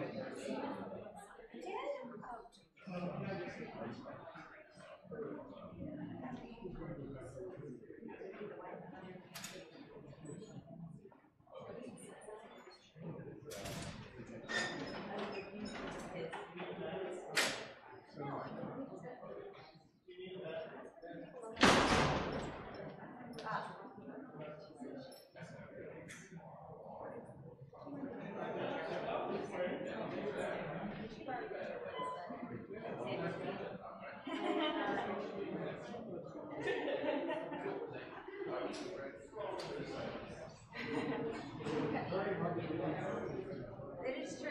It is true. I had a hard time. You see me trying to get up late. Yeah, I was just sitting there. But hey, it's our fault. We stayed in there.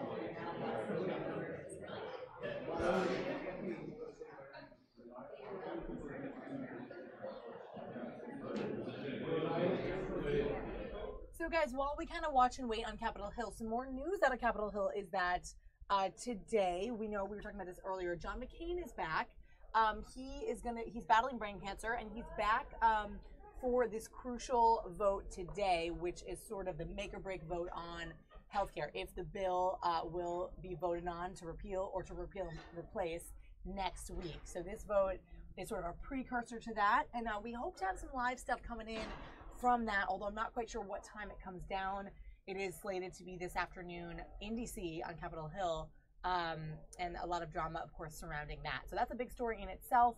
I believe our reporter Tom Fitzgerald, also known as Fitz, he's kind of covering that today on healthcare. So a big talker. John McCain is back. Hopefully we see some of that.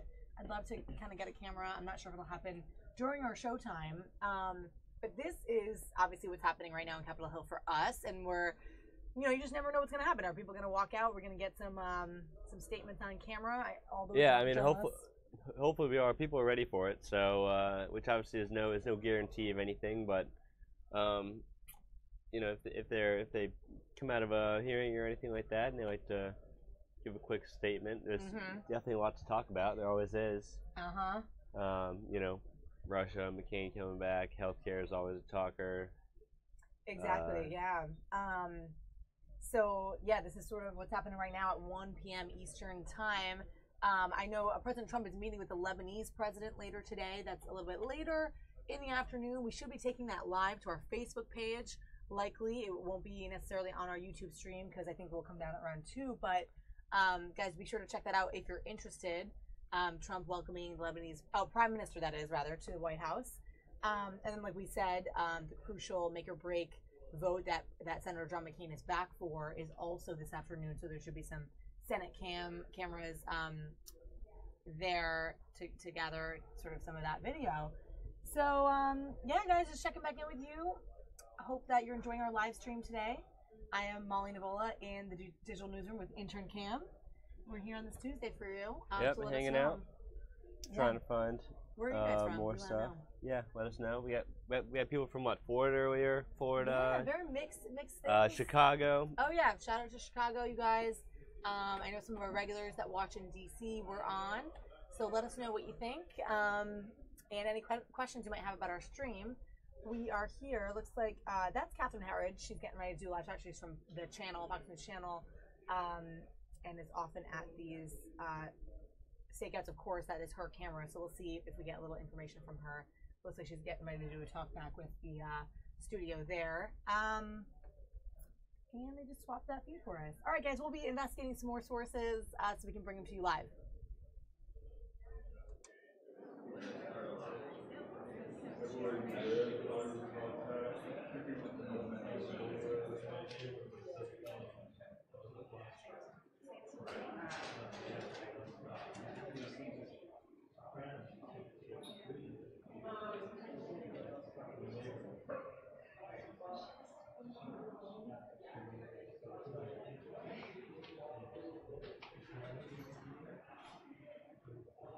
Figured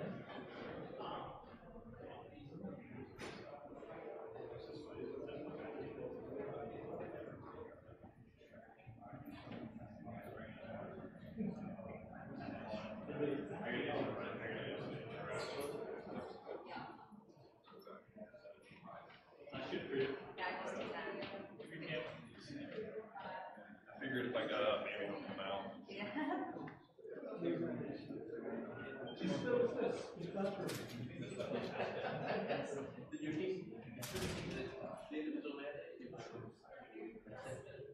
But I mean, I've heard that.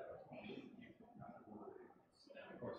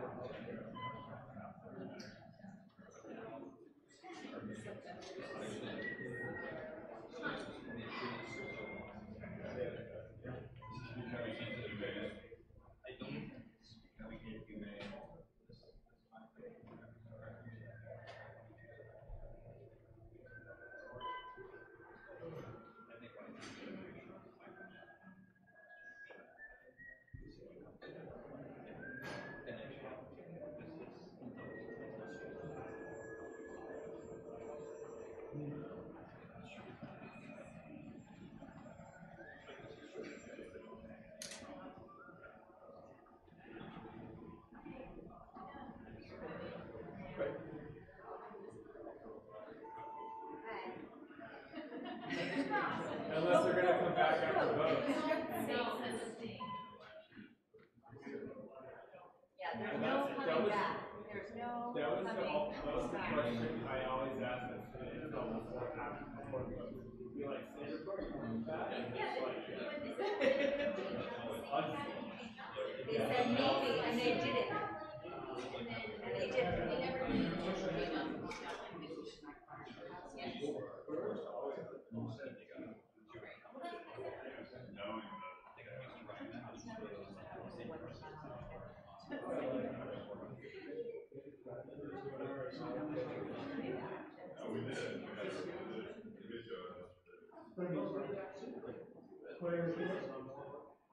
Oh yeah, I mean our reports were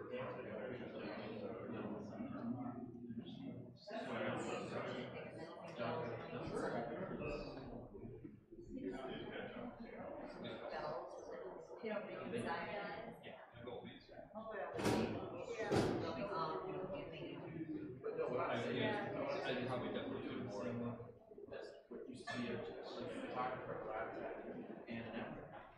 We actually, for the first time, we're actually going the other way. Come on, hey.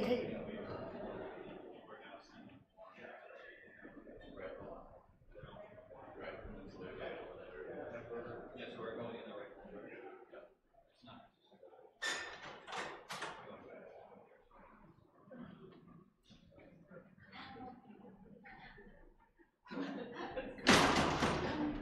You can now wherever you want.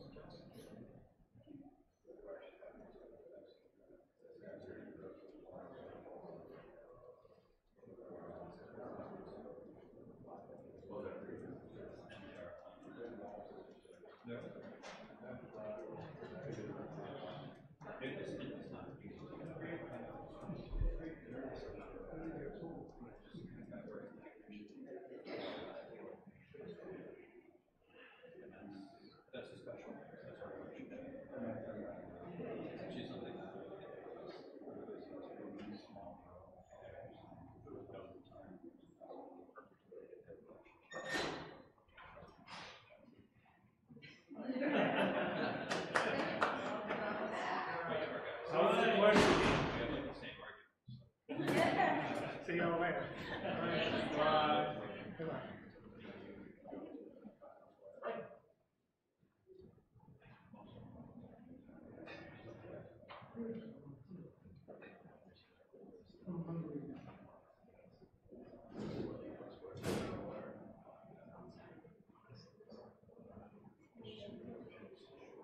I have 21%. What's it better than? Oh,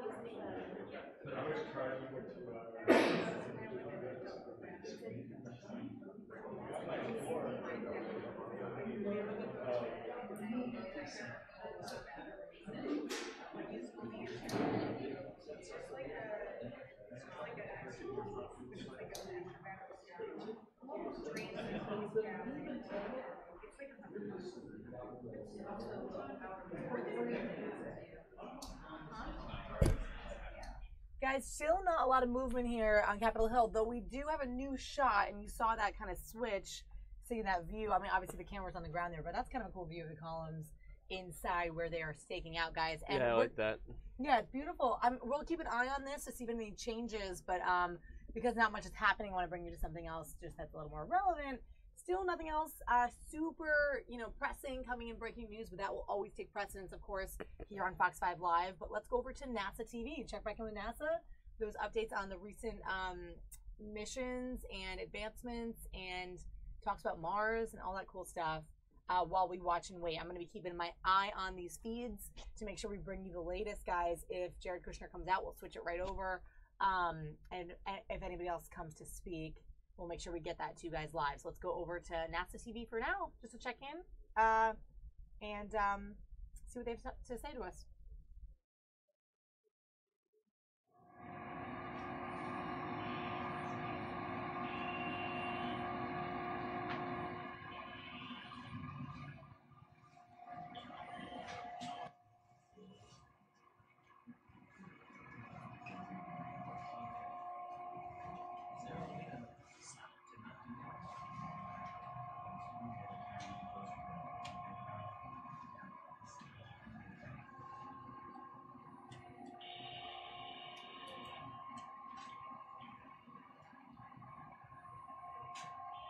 Она будет полностью, Сереж, выключена. Только там не забудь расстегнуть, да? Хорошо. А то... Потому что они две фонят. Тоже к красиво перехожу.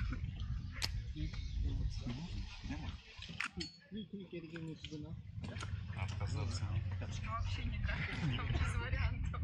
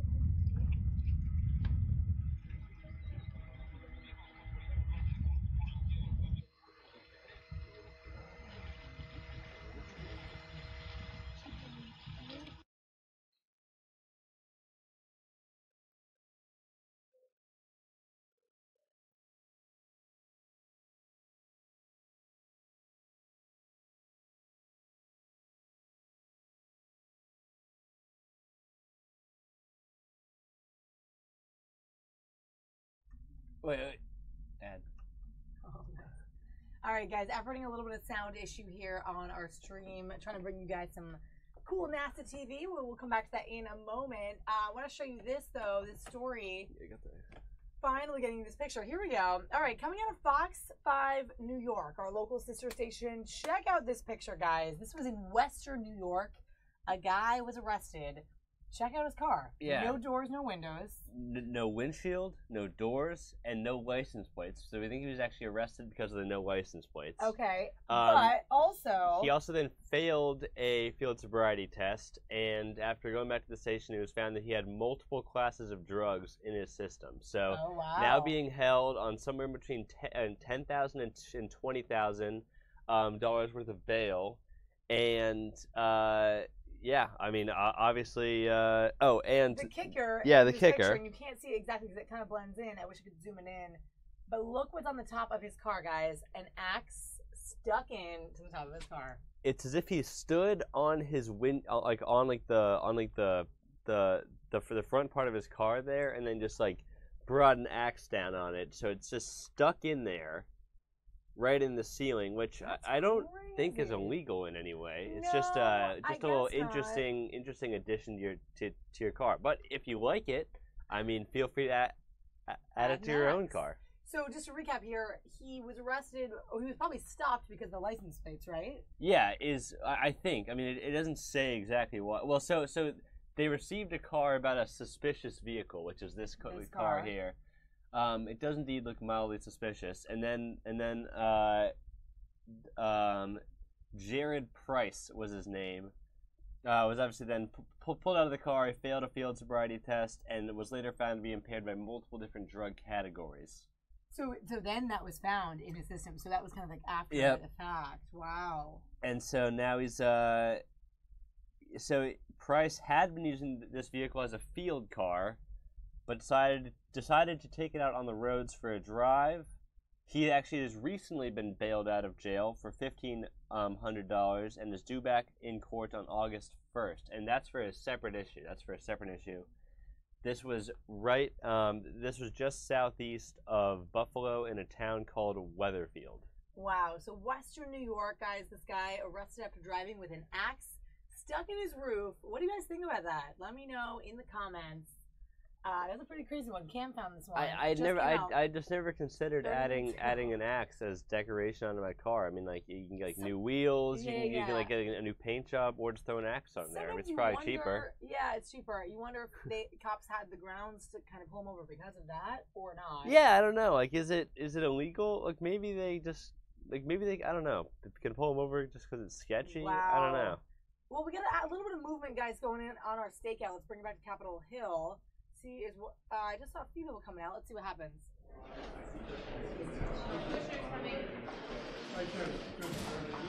All right. Wait, hold on one second.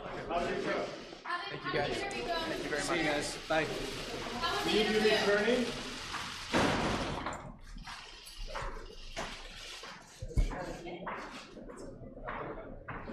We just finished almost a little bit better than 3-hour interview with Mr. Kushner. Found him to be straightforward, forthcoming, wanted to answer every question that we had, and was willing to follow up on any questions that we think of later that we didn't get asked this morning.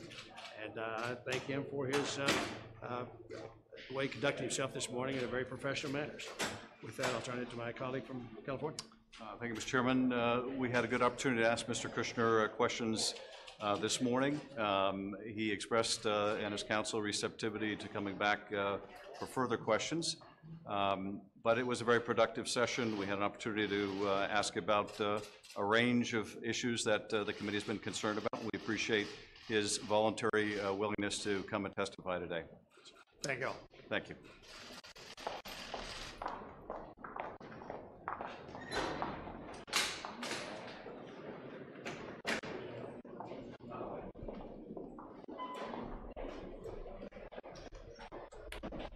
So short and sweet there, guys, but we heard from some of the members, I believe, of the House Committee there that heard Jared Kushner testify earlier. And we saw Jared Kushner, too, for a brief moment. Yep. Yeah. Just slid right by. I figured that even if he was stopped for a statement, it would have been very similar to his one yesterday that he had in front of the White House. Right, same.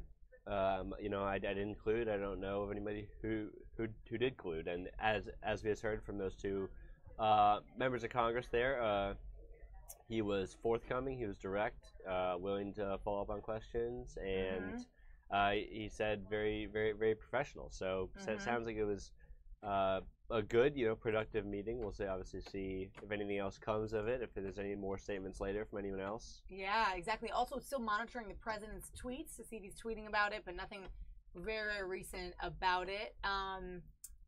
Still sort of some movement here on both of these shots. Looks like one of them right now is outside the Capitol building. Yeah, that's what it looks like, the side of it there, as Jared Kushner possibly exits. That's right below us, right there on the double screen camera angles there.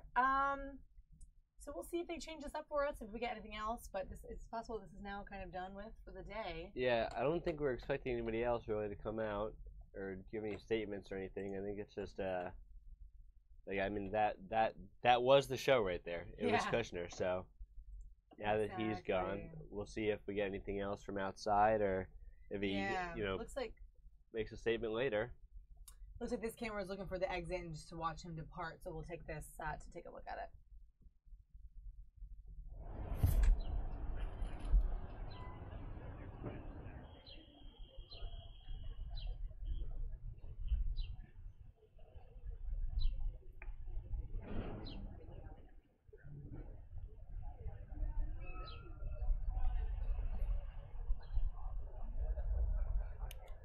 Did you get that, right? I got it. Yeah. Hey, did somebody call you when he was about to leave?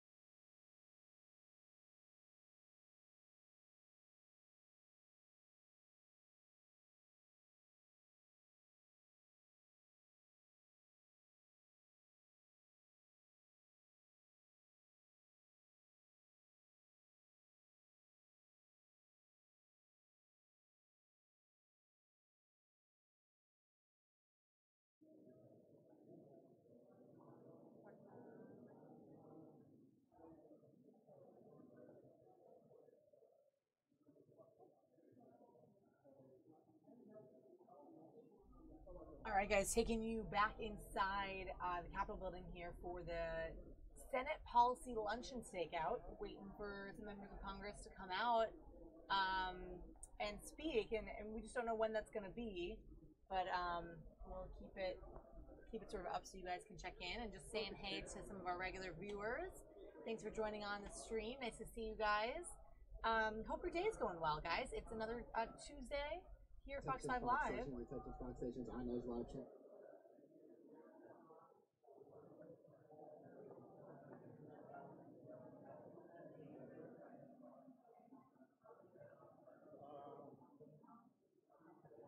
All right, and we're just getting word, guys, that our source is switching up right below us. You're about to see a camera stakeout to await Senator John McCain's arrival. That's something I was hoping we were going to get today, as of course it's been announced that he's back in town to be part of the precursor vote to if or not the healthcare bill to repeal and replace Obamacare will be voted on possibly next week. So McCain back in town, sort of a heartwarming story there of course, a very distinguished senator undergoing surgery.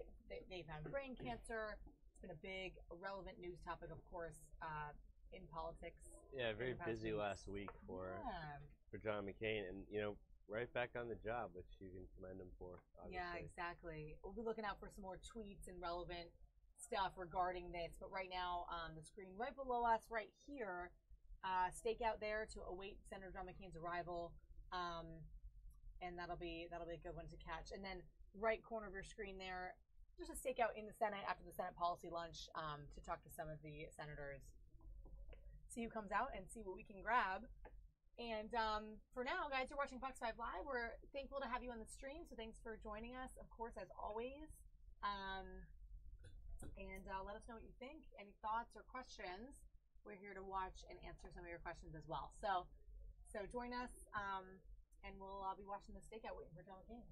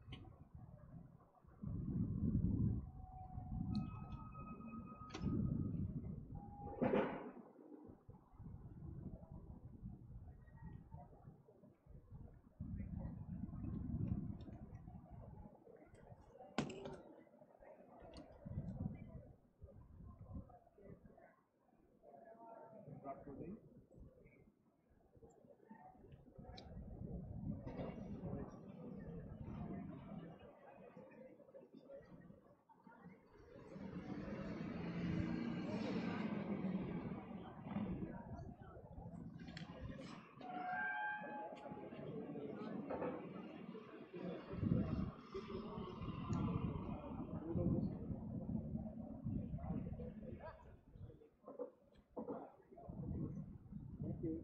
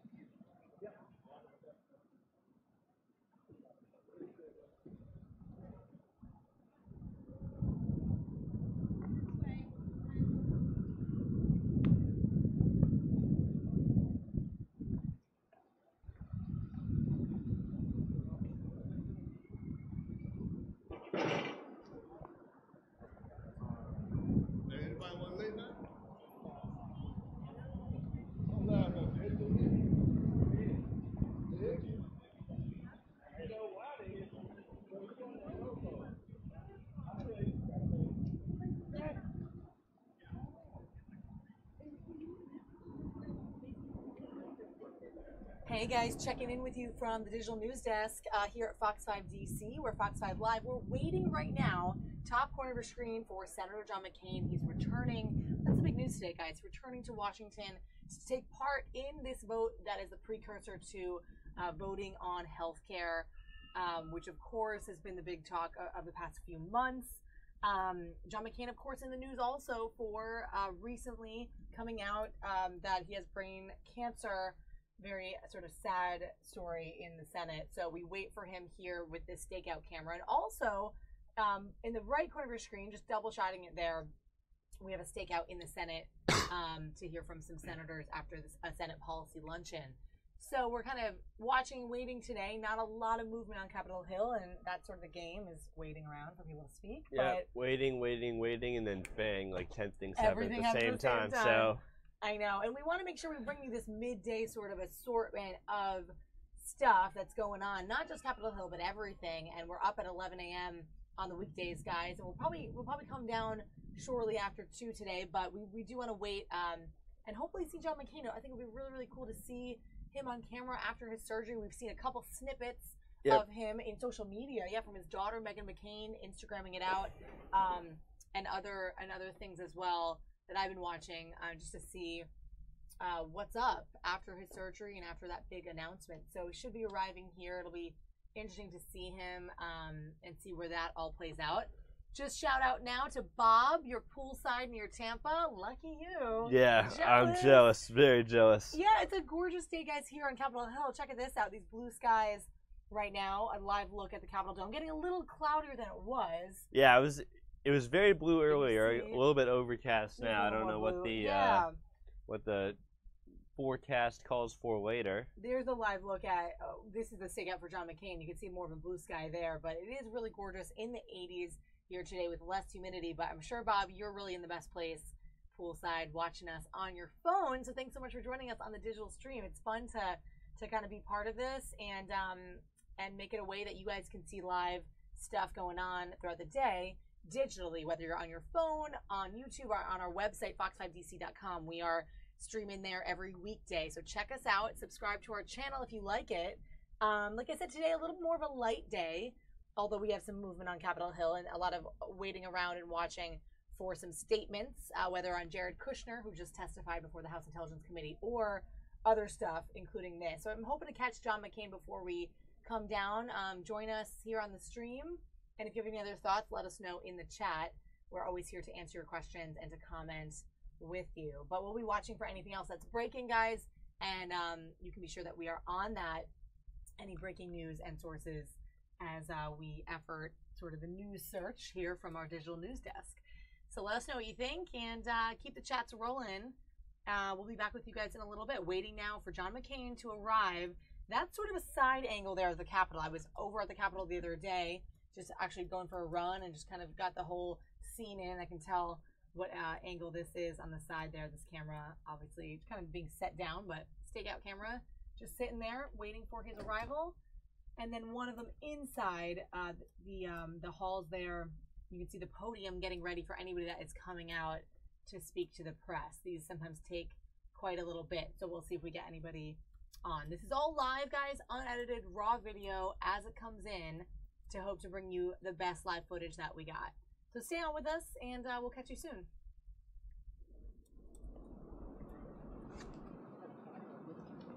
Yeah, that's what I was thinking. What kind of car is he? It doesn't look like this No. either. No. Nope.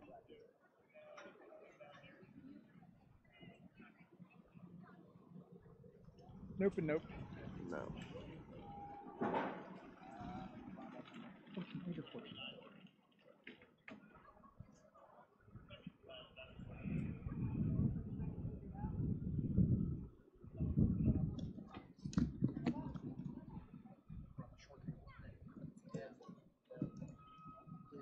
it on the camera.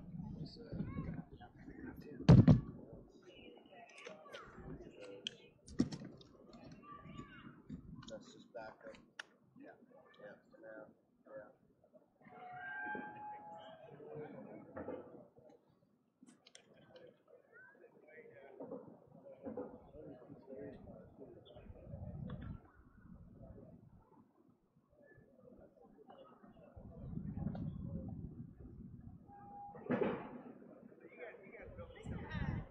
Can you tell me what the south door is?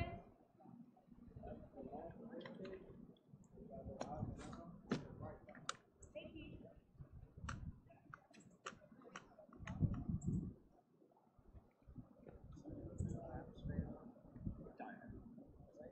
Good. So I tell you how many people I've met here. Oh, you're a Cat fan? Yeah. Oh, I'm a Penguins fan. White We get that all the time. Yeah, actually, we've got John Wallace at our place. Yeah. And All right, guys, switching it up just a little bit. We're going to go over to a totally different thing. We're going to keep our eye on this stakeout here to see if Senator John McCain, when he comes, no official word on when exactly that is. But we're going to go down to Fort Lauderdale, Florida right now, guys. Totally switching gears. We bring this to you sometimes. Looks like an aftermath of a car chase in Fort Lauderdale. If you guys, anybody familiar with the area or anybody from there, let us know, comment. That looks like quite the scene. Those are some aerials right there. We're going to effort that's some a more. lot of... Totally. Just a lot of stuff going on right there. We're going to effort some more information, guys, on this to see what else we have. But look at that. Looks like they're taking people out in stretchers.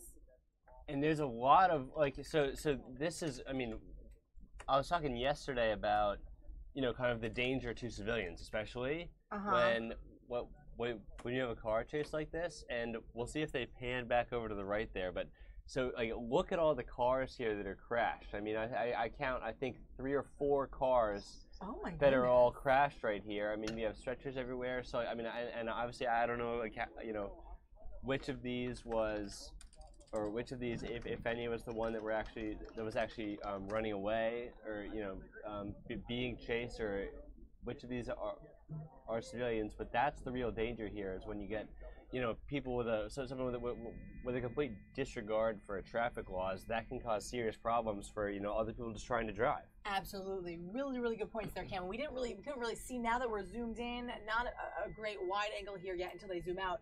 But it looks like people on stretchers here, and like Cam said, multiple vehicles involved in this. At least according to what we can see, the lighting's a little bit tricky, a little bit off here, so it's tough to kind of tell what is what. I thought maybe there was some like debris on the road or something earlier, but there it is. He's switching it back.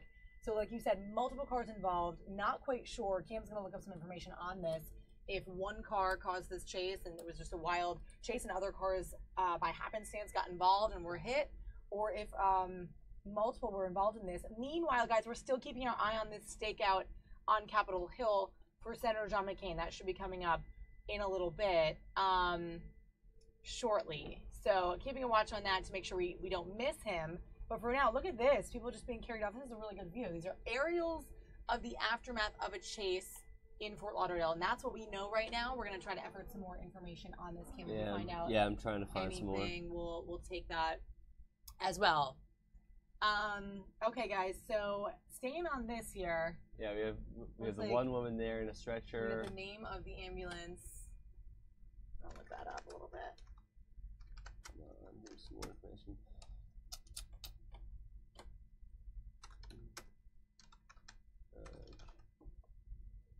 Looks like that woman is talking and breathing, and hopefully it's not too much of an urgent case there, but more of a precautionary thing. But again, it did look like multiple people, multiple cars involved in this chase, and aerials kind of got to it right after the fact. So not really sure what else we can get from this, but we'll look for some updated articles.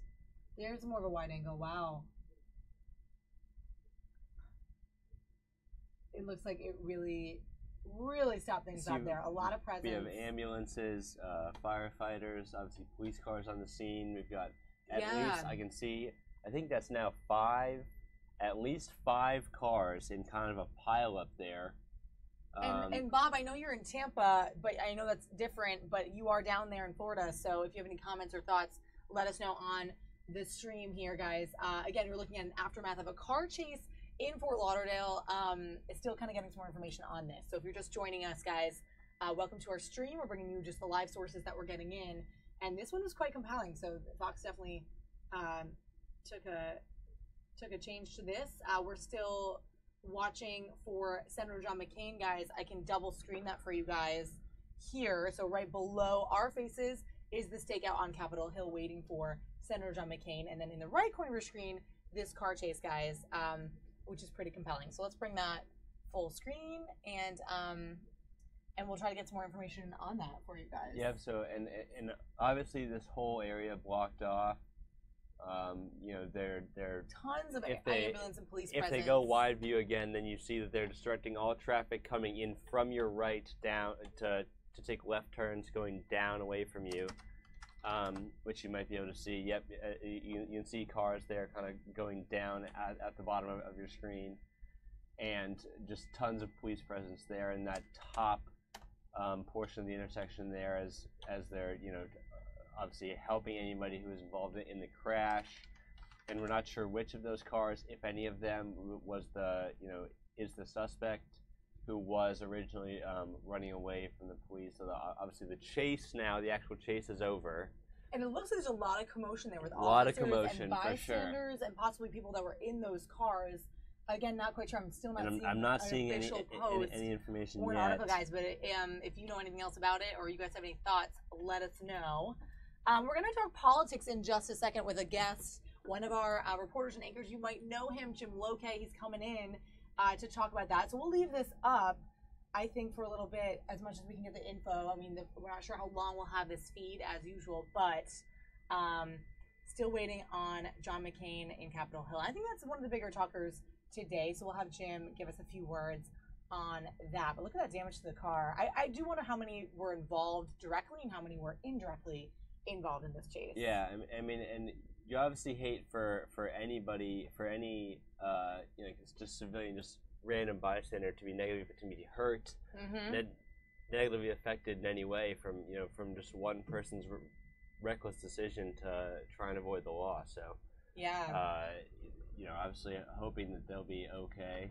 So guys, we're going to leave this up. We're going to double shot screen it here because we're still waiting for Senator John McCain in Capitol Hill. We're actually joined by a guest who's going to come on. You guys might know him. We're going to switch him out here. This is where one moves out, one moves It's a move. Yeah, I mean, tag team. Yeah, Tag team we're hanging out in the digital newsroom, guys. Jim Lokay is here. You know him from our evening shows and his own show, The Final Five. Final Five. 11:30. Grab that mic. There we go. Make so it official here. We'll keep up both of these guys because this is kind of interesting, this wide pan out of this car chase. But right below our faces, a bigger talker today, relevant news. Senator John McCain is coming back to D.C. after his announcement that he has brain cancer. And it's a big deal. By the way, let's go back for a very quick second. Wait, the car chase, were they was that a RAV4 that was involved? Were they chasing in a RAV4? So we're trying to find some more information. Thank you, by the way. I didn't mean to kick you out. No. Cam will find out some more information. We don't have the official word sort of on which car was involved in this, but a lot of indirectly involved cars, I think. So I don't know if it was RAV4. Do you have a thought on I used to have a RAV4. You did? I used to have one, yeah. It's very economical. It's not the kind of car you want to get involved in the car chase with. Right? But totally. I think I rented one once. All right, let's talk. Let's talk about the day in politics right now. All right, so both day in politics, preview, I guess what you're going to be talking about tonight because it's happening live right now. Well, so because like we're still waiting. So at this point, it's funny. I came in. I'm here a little bit earlier than normal. I was going to say, we were taping some things, but so it's 6:30 tonight. I don't know what we're going to talk healthcare in some way, shape, or form. So Tom Fitzgerald's been out and about, right? Getting some sound on that today, but. We'll be talking about that quite a bit at 6:30 tonight on Fox 5. And as for the Final Five, I mean, we got to the point putting the show together where things have changed so rapidly that if we even start thinking about the show at noon for a show that airs 11 hours later, absolutely, it blows up. And I can kind of resonate with that because here we're even more scrambling just for like live stuff to bring you guys in the moment. So a lot of the stuff that you see here, political stuff, ends up kind of later being on your show or maybe not. Right. Oh, that's a crazy shot. The fog. Oh my gosh. Anyway, so we still have these two shots, guys, up, and if we take this a little closer, let's just go here for a second. Still on this stakeout here, they're waiting for John McCain to come back. Yeah. This will be interesting to see what he looks like. Well, honestly. I mean, so when because Megan put that picture out over the weekend, and he had his daughter Megan McCain. He had the long bucket hat on, but the thing is, keep in mind. He's as somebody who had skin cancers before. He's likely very delicate about exposing his skin to the sun. I wouldn't be surprised if he just had a bandage on. I think it may be a lot less than what you may imagine, or maybe he has a hat on too. I mean, I'm just gonna put this up so people know what we're absolutely. Doing. Okay, so Jim is here to kind of chat the news of the day in politics. But you're right. Yeah, I'm curious what he'll be. I'll probably have a hat on when he comes here, and just sort of like I don't know. It's kind of heartbreaking. It's just a heartwarming thing that he's coming back for this, and it's still a big talker. I mean, it's a big talker. I mean, it's the job. On the one hand, it's the job that he was sent there to do in the first place. And they said it was going to take about a week or so when you have brain surgery, before you can fly again. So the parallel. Some people are saying, okay, he's back in D.C. to do his thing. Other people are saying, okay, if he's going to vote on this healthcare bill, which most people expecting, he's going to vote to move ahead with it, or whatever it is. I mean, it's going to be the repeal. It looks like at this point, and then whether or not they right. But I think either way, I mean, here's a guy who right now is a living testament to the fact that there's taxpayer-funded healthcare for politicians. That's something you sort of have to justify. You have to align the two. So we'll see what happens with that. But the Prime Minister of Lebanon. It looks like we're getting a quick source change here, guys.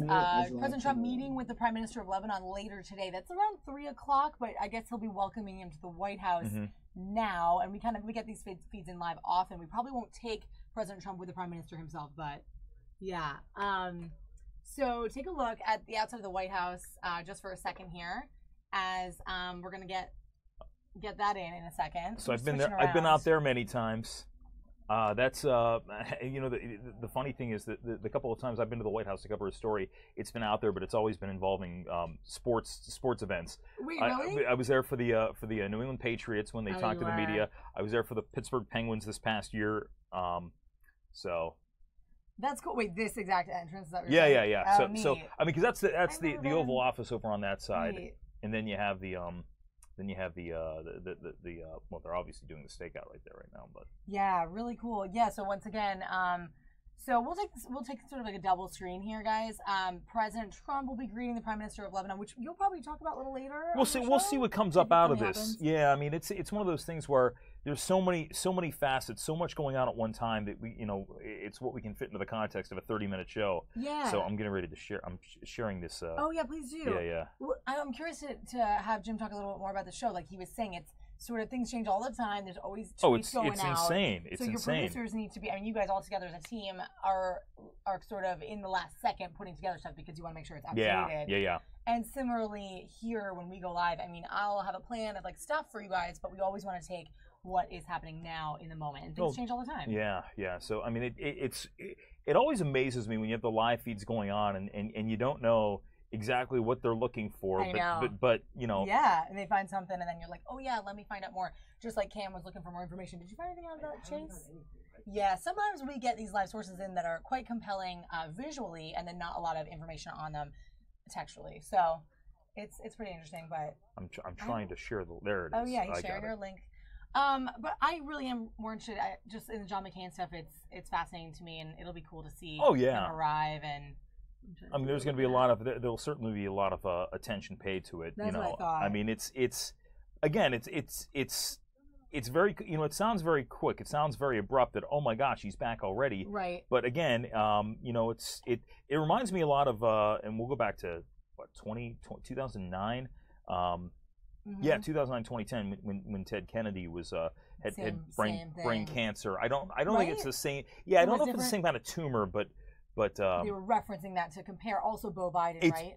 Similar. Well, yeah. Beau Biden, of course, was never in the U.S. Senate, but it's the same. But the same kind of You're right. The glioblastoma. That's what I thought. Yeah, I remember that some people mentioned Which that. I mean, we talked on 630 to some medical experts who haven't treated John McCain, but say this is one of those things that is it's a very aggressive form of cancer. That said, I know at least one guy who in his 40s was diagnosed with glioblastoma, and he's doing just fine. So it's a matter of, I mean, there's not a one size fits all approach to all of this. But I didn't actually say interview with you guys on 630. Was it enlightening as for like how much survival is? Yeah, I mean, they were saying it wasn't.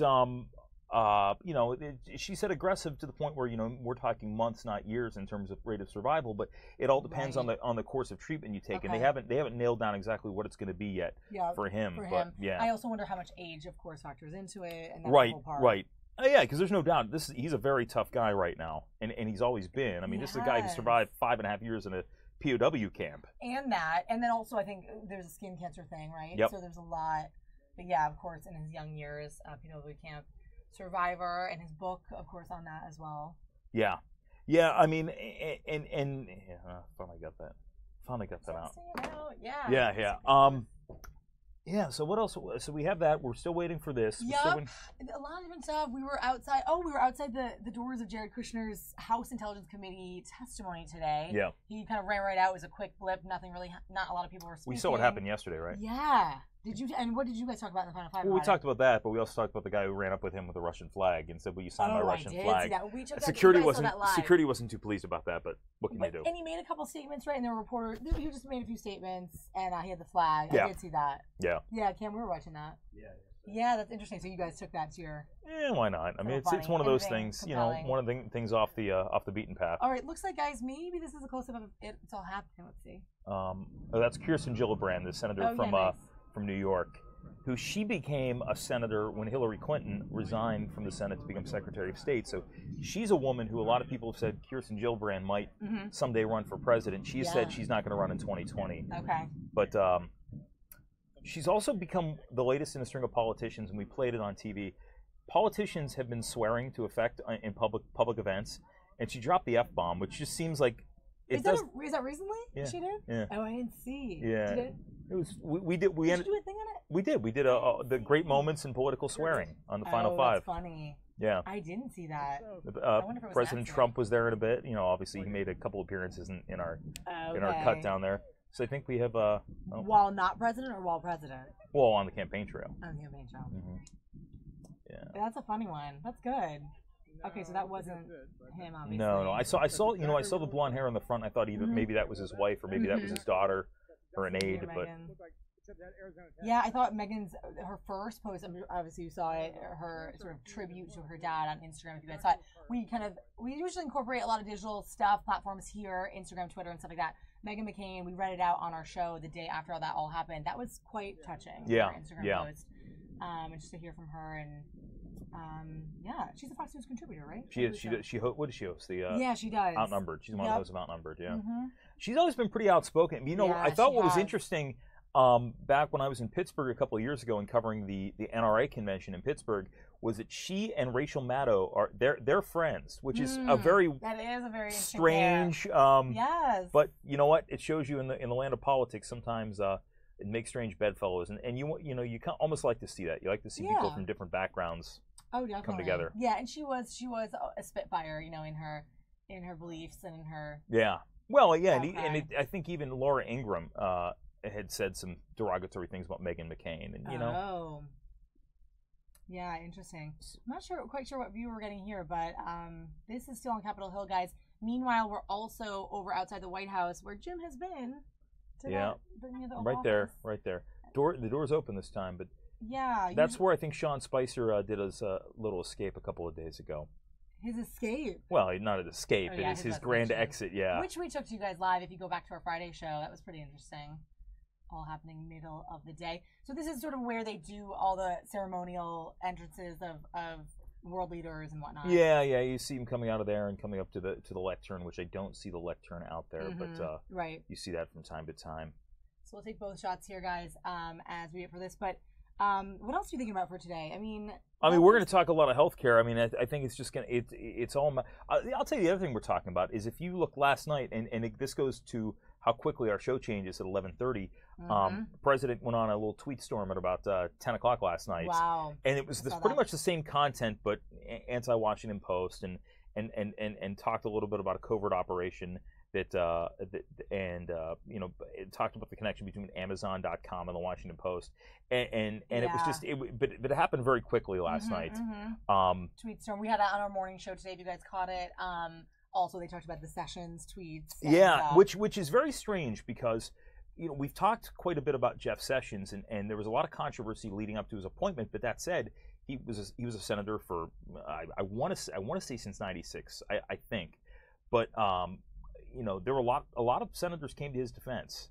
A lot of his old colleagues, including Lindsey Graham, who said the president was out of line, and it's really extraordinary to have a president start trying to use the bully pulpit of Twitter to try to get his attorney general to do something. Right. So somebody totally. else pulling up there? Yeah, I'm looking for some more movement here. Not quite sure. Just a reminder, guys, all our video is live, raw and unedited. Live. So it's moving around. Yeah, do it live. So it's moving around. I know, such a great one. It's just moving around. We're just trying to bring you this live so you can see it. But I really do hope he comes, at least while we're on. I'd like to see. Guys, let me know if you have any comments and let us know where you're watching from. We're curious to see what you think. And if you have any questions, we're here for you. If you don't know Jim Lokay, he hosts The Final Five, our brand new show at 11:30. And it's sort of funny and quirky, right? And politics. We try. Well, the whole thing about it is just getting a chance to poke some fun at things and entertainment, making it more entertaining. Yeah, and I think also maybe a little. I mean, I think last time what we did was we had a brand expert on. So rather than bringing on like a political wonky type, we brought in a guy that says, "Hey, because the Democrats' new slogan sounds a lot like the Papa John's slogan, which is better skills, better wages, better jobs." Oh wow! What's Papa John's? Better pizza, better ingredients, better pizza, Papa John's. Nice comparison. Did you think of that? No. Everybody was talking about it on Twitter. Oh. But we brought in the guy last night to say, really, what makes a good slogan? Because they apparently that's a good guess. Yeah. So I mean, that's what we get a chance to do is a little bit off the beaten path. Yeah. Off the beaten path. Because we're shoving politics down your face all day. Right. I mean, look, it's but that said, it's news. No, totally, especially being in the nation's capital. I was telling you guys too, like we try to mix it up here at Fox 5 Live because there's cool entertainment news coming out of Hollywood too. So we get anything that's live, but a lot of it is political because we're here. And that's just what it is. So, and that can be entertaining too. Yeah. So what do we have? Naturally. Still nothing. Yeah, still nothing here, but. What's going on with the car chase? I know, right? At least we brought that to you guys. We don't actually know how that source anymore, so that was pretty. Must not be that bad then. Pretty crazy. It looks like the camera is just sort of searching like what to get here. This is outside the Capitol. Everybody waiting. Yeah, it's just, and that's all it is. I mean, there's a lot of hurry up and wait when you cover the Capitol, cover the White House. But yeah, definitely. And reminder too about so McCain is back to vote sort of on the precursor to voting on it. Yeah, so the vote would be a motion to proceed on debate. Yeah. So whatever happens, this is a motion to discuss. But that said, one would presume if they have the votes to discuss, no matter what the end product was, it'll likely be a precursor to passing whatever comes out of this. So it's about starting discussion first. But but that said. There are a lot of senators who said they're not exactly sure what the next step is. They really haven't been told much, but they're going into this vote regardless. With somebody pulling up here to the White House. Let's go over to the White House, guys. It's all happening. Oh, there's the president. So this is what the Lebanese prime minister. Yeah, exactly. Yep. That's who he's meeting and greeting. Let's check it out.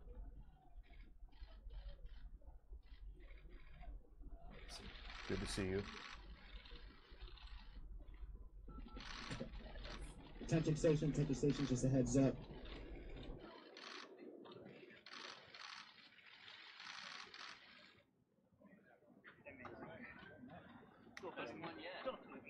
That's it. That might be all we got, guys. That was quick. That's Saad Hariri. Yeah. Saad Hariri. Yeah, we saw a quick glimpse of him. It was tough to kind of see. All right, so now we all turn our attention back over towards the Capitol. Yeah, I guess that is over. That was really quick. We didn't even see the drive-in, actually. They didn't even just close up. All right, let's go back to the Capitol. So we're still waiting for John McCain and anybody else to show up here. Yeah, I wonder who he'll be with, actually. Probably a little I wouldn't be surprised if his wife's there. Yeah. Probably. I can't imagine he would take the trip back. From Arizona, right? Yeah. Oh, is that where he was? Yeah.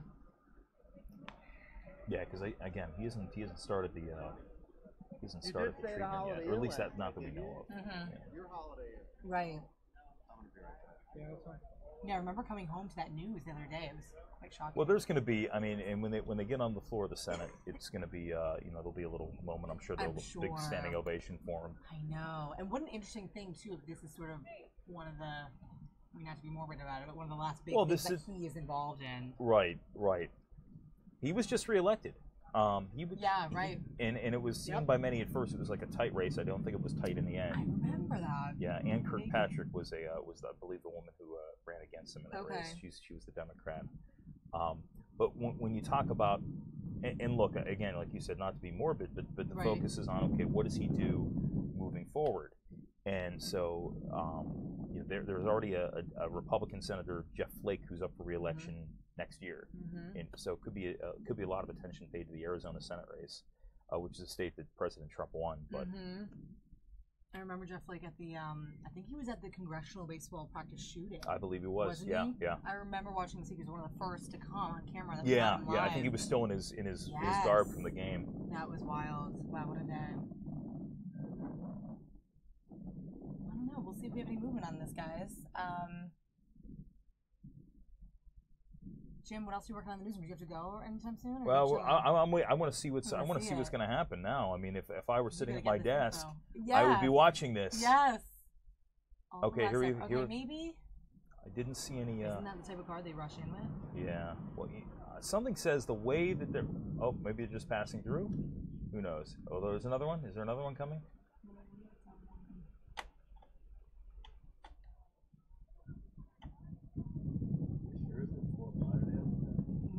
That's what we heard.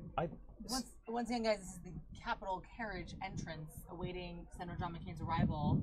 We're going to try to bring this to you live. of course.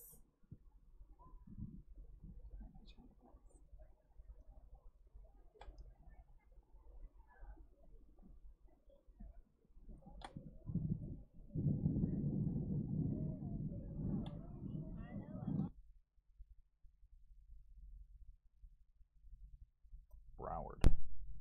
Check.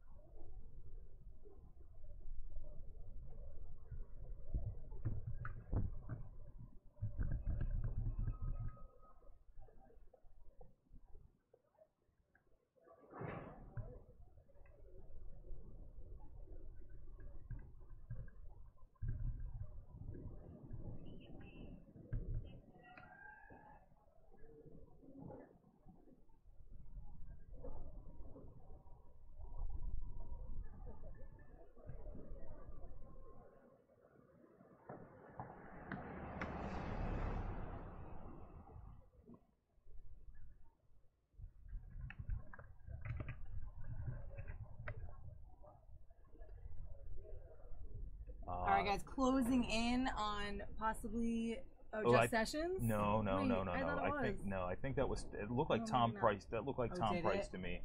But Secretary of Health and Human Services. So the camera's just trying to close in on any cars that are coming in here. That was just judging by the very quick moment we saw there. But I think that looked like Tom Price, who the president had joked in front of the Boy Scouts last night that he would fire him if they didn't get the votes. Oh my goodness! So much joking about firing. Yeah, looks like the camera's sort of just scrambling, guys, to catch whoever's coming in to see if it's John McCain. But a lot of hurry up and wait, like you were saying. So we're going to kind of keep monitoring this for you guys and take it from there. Outside the Capitol. Here's a live look of the Capitol Dome, guys. What it looks like today. Pretty gorgeous day out there, right? Did you want to come into work tonight, Jim? No comment. No comment. It's in the 80s, not the 90s today. It's not that humid. You know what? When I came in, it was a little gray, so. Yeah, it's getting more cloudy. Yeah. That's true.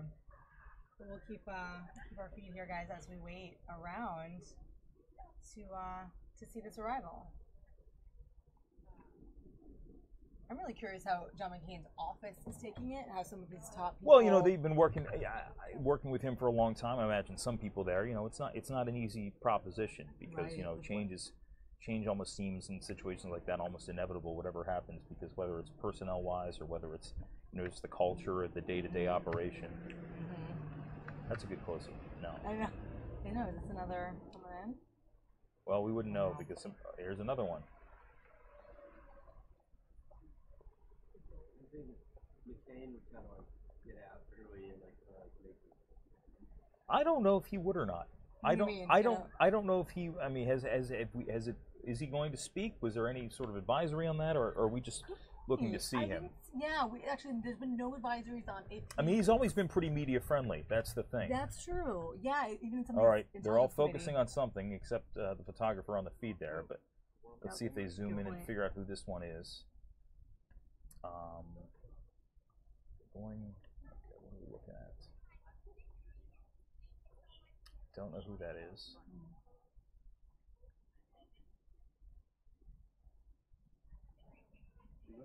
Yeah, no advisory on that. Like we were saying, we were talking. It wasn't about anything about unavailability or that he'd be right. That'd be really interesting to see. But just the main headline on our webpage, fox5dc.com right now is that McCain is back. And so I knew this would be coming in. I do believe during one of the campaigns when he was counted out and he kind of made a resurgence, Mac is back. So I'm waiting to see if. That was a good headline. Yeah. Someone's gonna use that. Yeah, looks like they're all focusing in. Except one. Sorry. Except one. All right. Looks like that one. The doors haven't closed yet.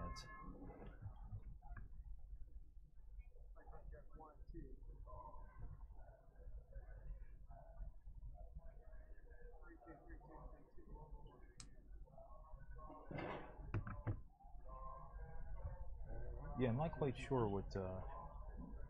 It's enough of a pause here.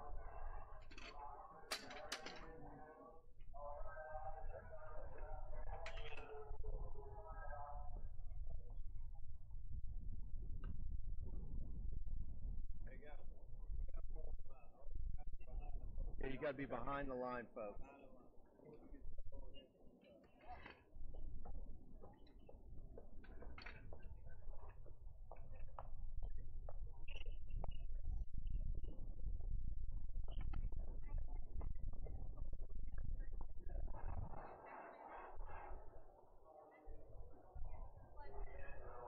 So like this area, this entrance of the Capitol, is this where people can just go? Can passersby go up here? No. You have to go. You have to go through the Capitol Visitor Center. Oh, okay. Yeah, which is some distance away.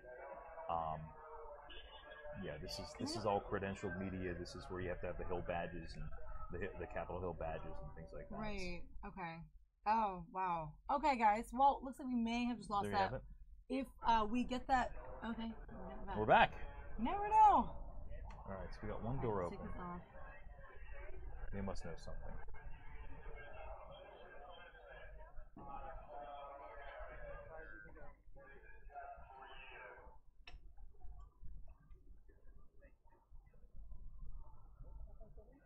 Having been a photographer, I know there's no more frustrating thing than looking for a shot and knowing that there's a producer in here saying, "Yeah, oh, where's the shot? Where's the shot?" Yeah.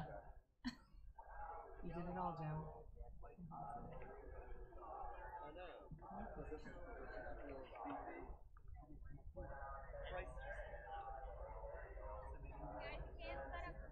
I also feel like there's a lot of just people meandering nearby.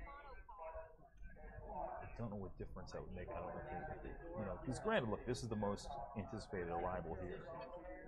Yeah. Yeah, there are. But they, I'm showing this girl. So that this door is locked. So I'm going to collapse this down a little bit.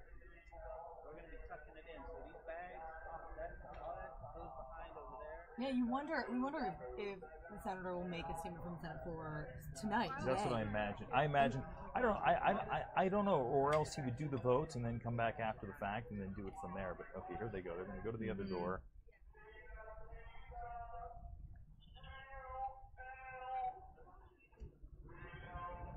Oh, we got nothing. Didn't see anybody get out. No.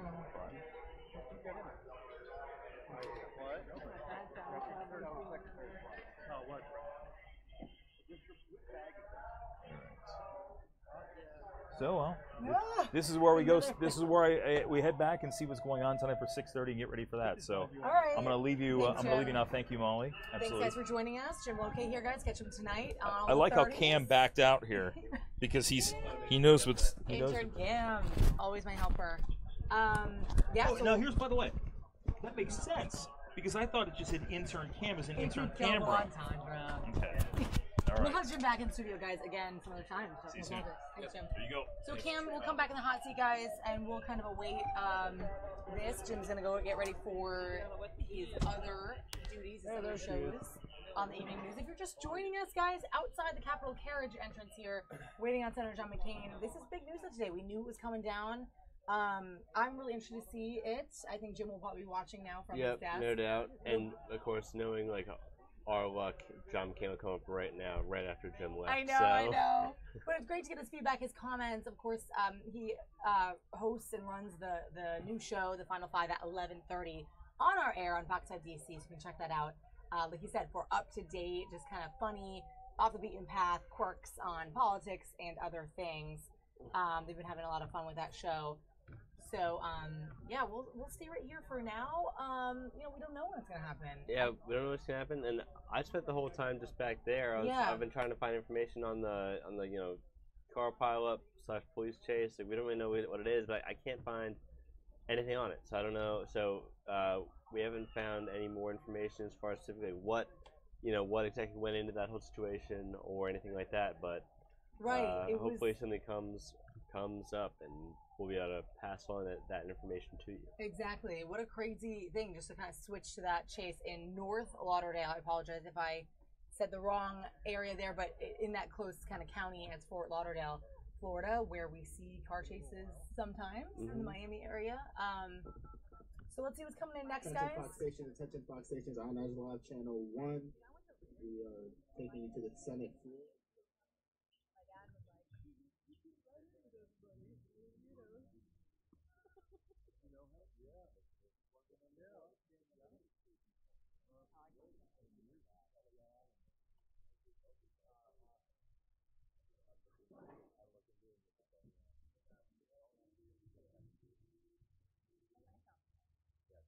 All right, looks like we're getting a little bit of a source change, guys, too. We're still going to stay on this stakeout for John McCain. I'd like to see him before we take it down for the afternoon. This is great live coverage, live news. Looks like we're going to get Senator Chuck Schumer speaking on the Senate floor, which I missed earlier when we were kind of on a different source. So I'm going to take a double shot of that once we get that in, but that should be coming shortly live in Senate floor. And then we'll wait for John McCain, and then we'll go from there, guys, and probably roll up the show from there. Looks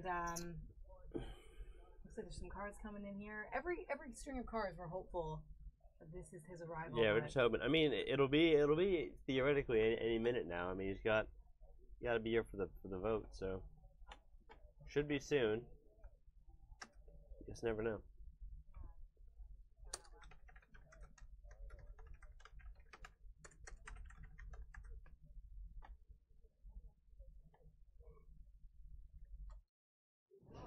And like the fees are like now almost $500, and I don't want to pay for it. So now I'm like, I could pay. So if you turn off the camera, just let me know. Myself to pay the Yeah, that's $200 bid. But I'm gonna stay with my friend going to her hotel. That's cool. So we've got That's cool. have still weighing if it's like worth going. Yeah. If we don't go, let me know. If not, then Yeah. I think party should be fun. yeah, You know Becky, right? I think Yeah. so. Jewish woman. Yeah. Yeah.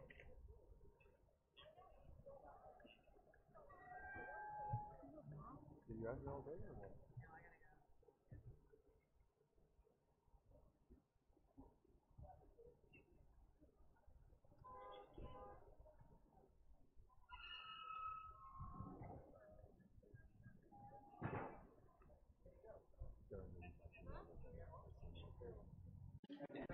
Thank you.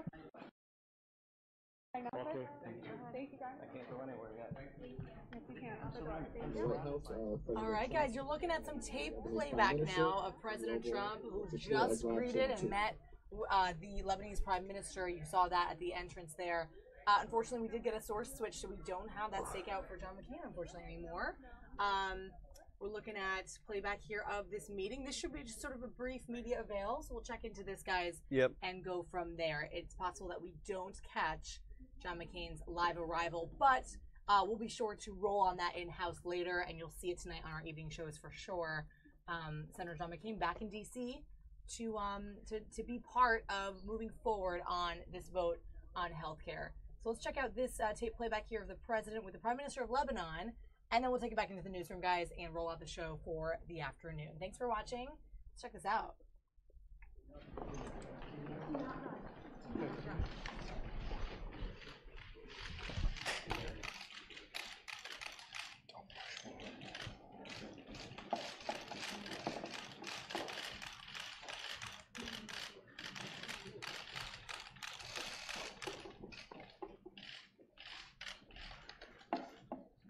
Well, it's great to have Prime Minister Hariri with us. We have watched the tremendous progress made in Lebanon. It's not easy. It's not easy. When he's fighting many fronts, and they've really developed great relationships with our representatives and with me. And Mr. Prime Minister, it's an honor to have you in the Oval Office. It's an honor to be here with you, Mr. President, and also we're happy to make sure that this partnership that we have fighting ISIS and all terrorism is ongoing, and keep on partnership hopefully for the best of the region. And I hope that in our talk we will have much more, much more talk about this issue. We will. Thank you all very much. Thank you. How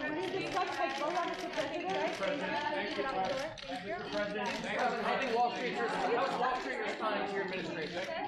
How is Wall Street responding to your administration? Thank you. Photographers, thank you. Thank you. Thank you. Thank you, press. Thank you, press. Thank you. I can't go anywhere yet. I'm surrounded by these people who aren't moving. Thank you.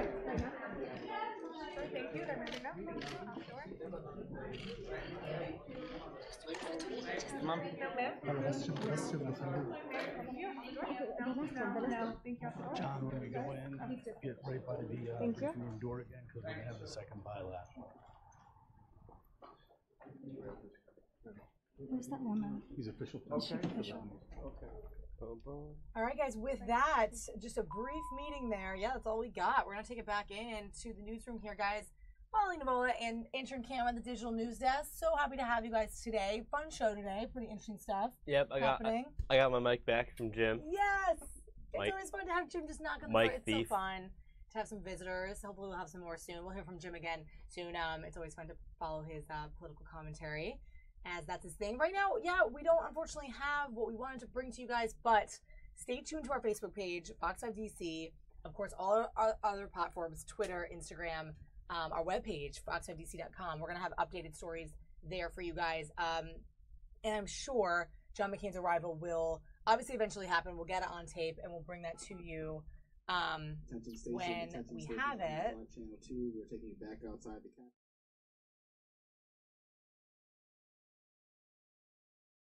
One more time, a live look at the Capitol Dome, guys, on this beautiful summer day. They're still waiting on John McCain. We just got the word that they're still kind of staking that out, and I'm not quite sure if that'll happen anytime soon. So we'll keep our eye on it. We'll roll on it. You'll see it eventually later on our coverage, on our stories and stuff. So it's interesting to see him come back. Very heartwarming for the Senate. And like Jim said, perhaps he'll make a statement or something on the Senate floor. I mean, not. I'm sure he'll make some kind of statement coming back. At some point. I would assume he would. Maybe not right away.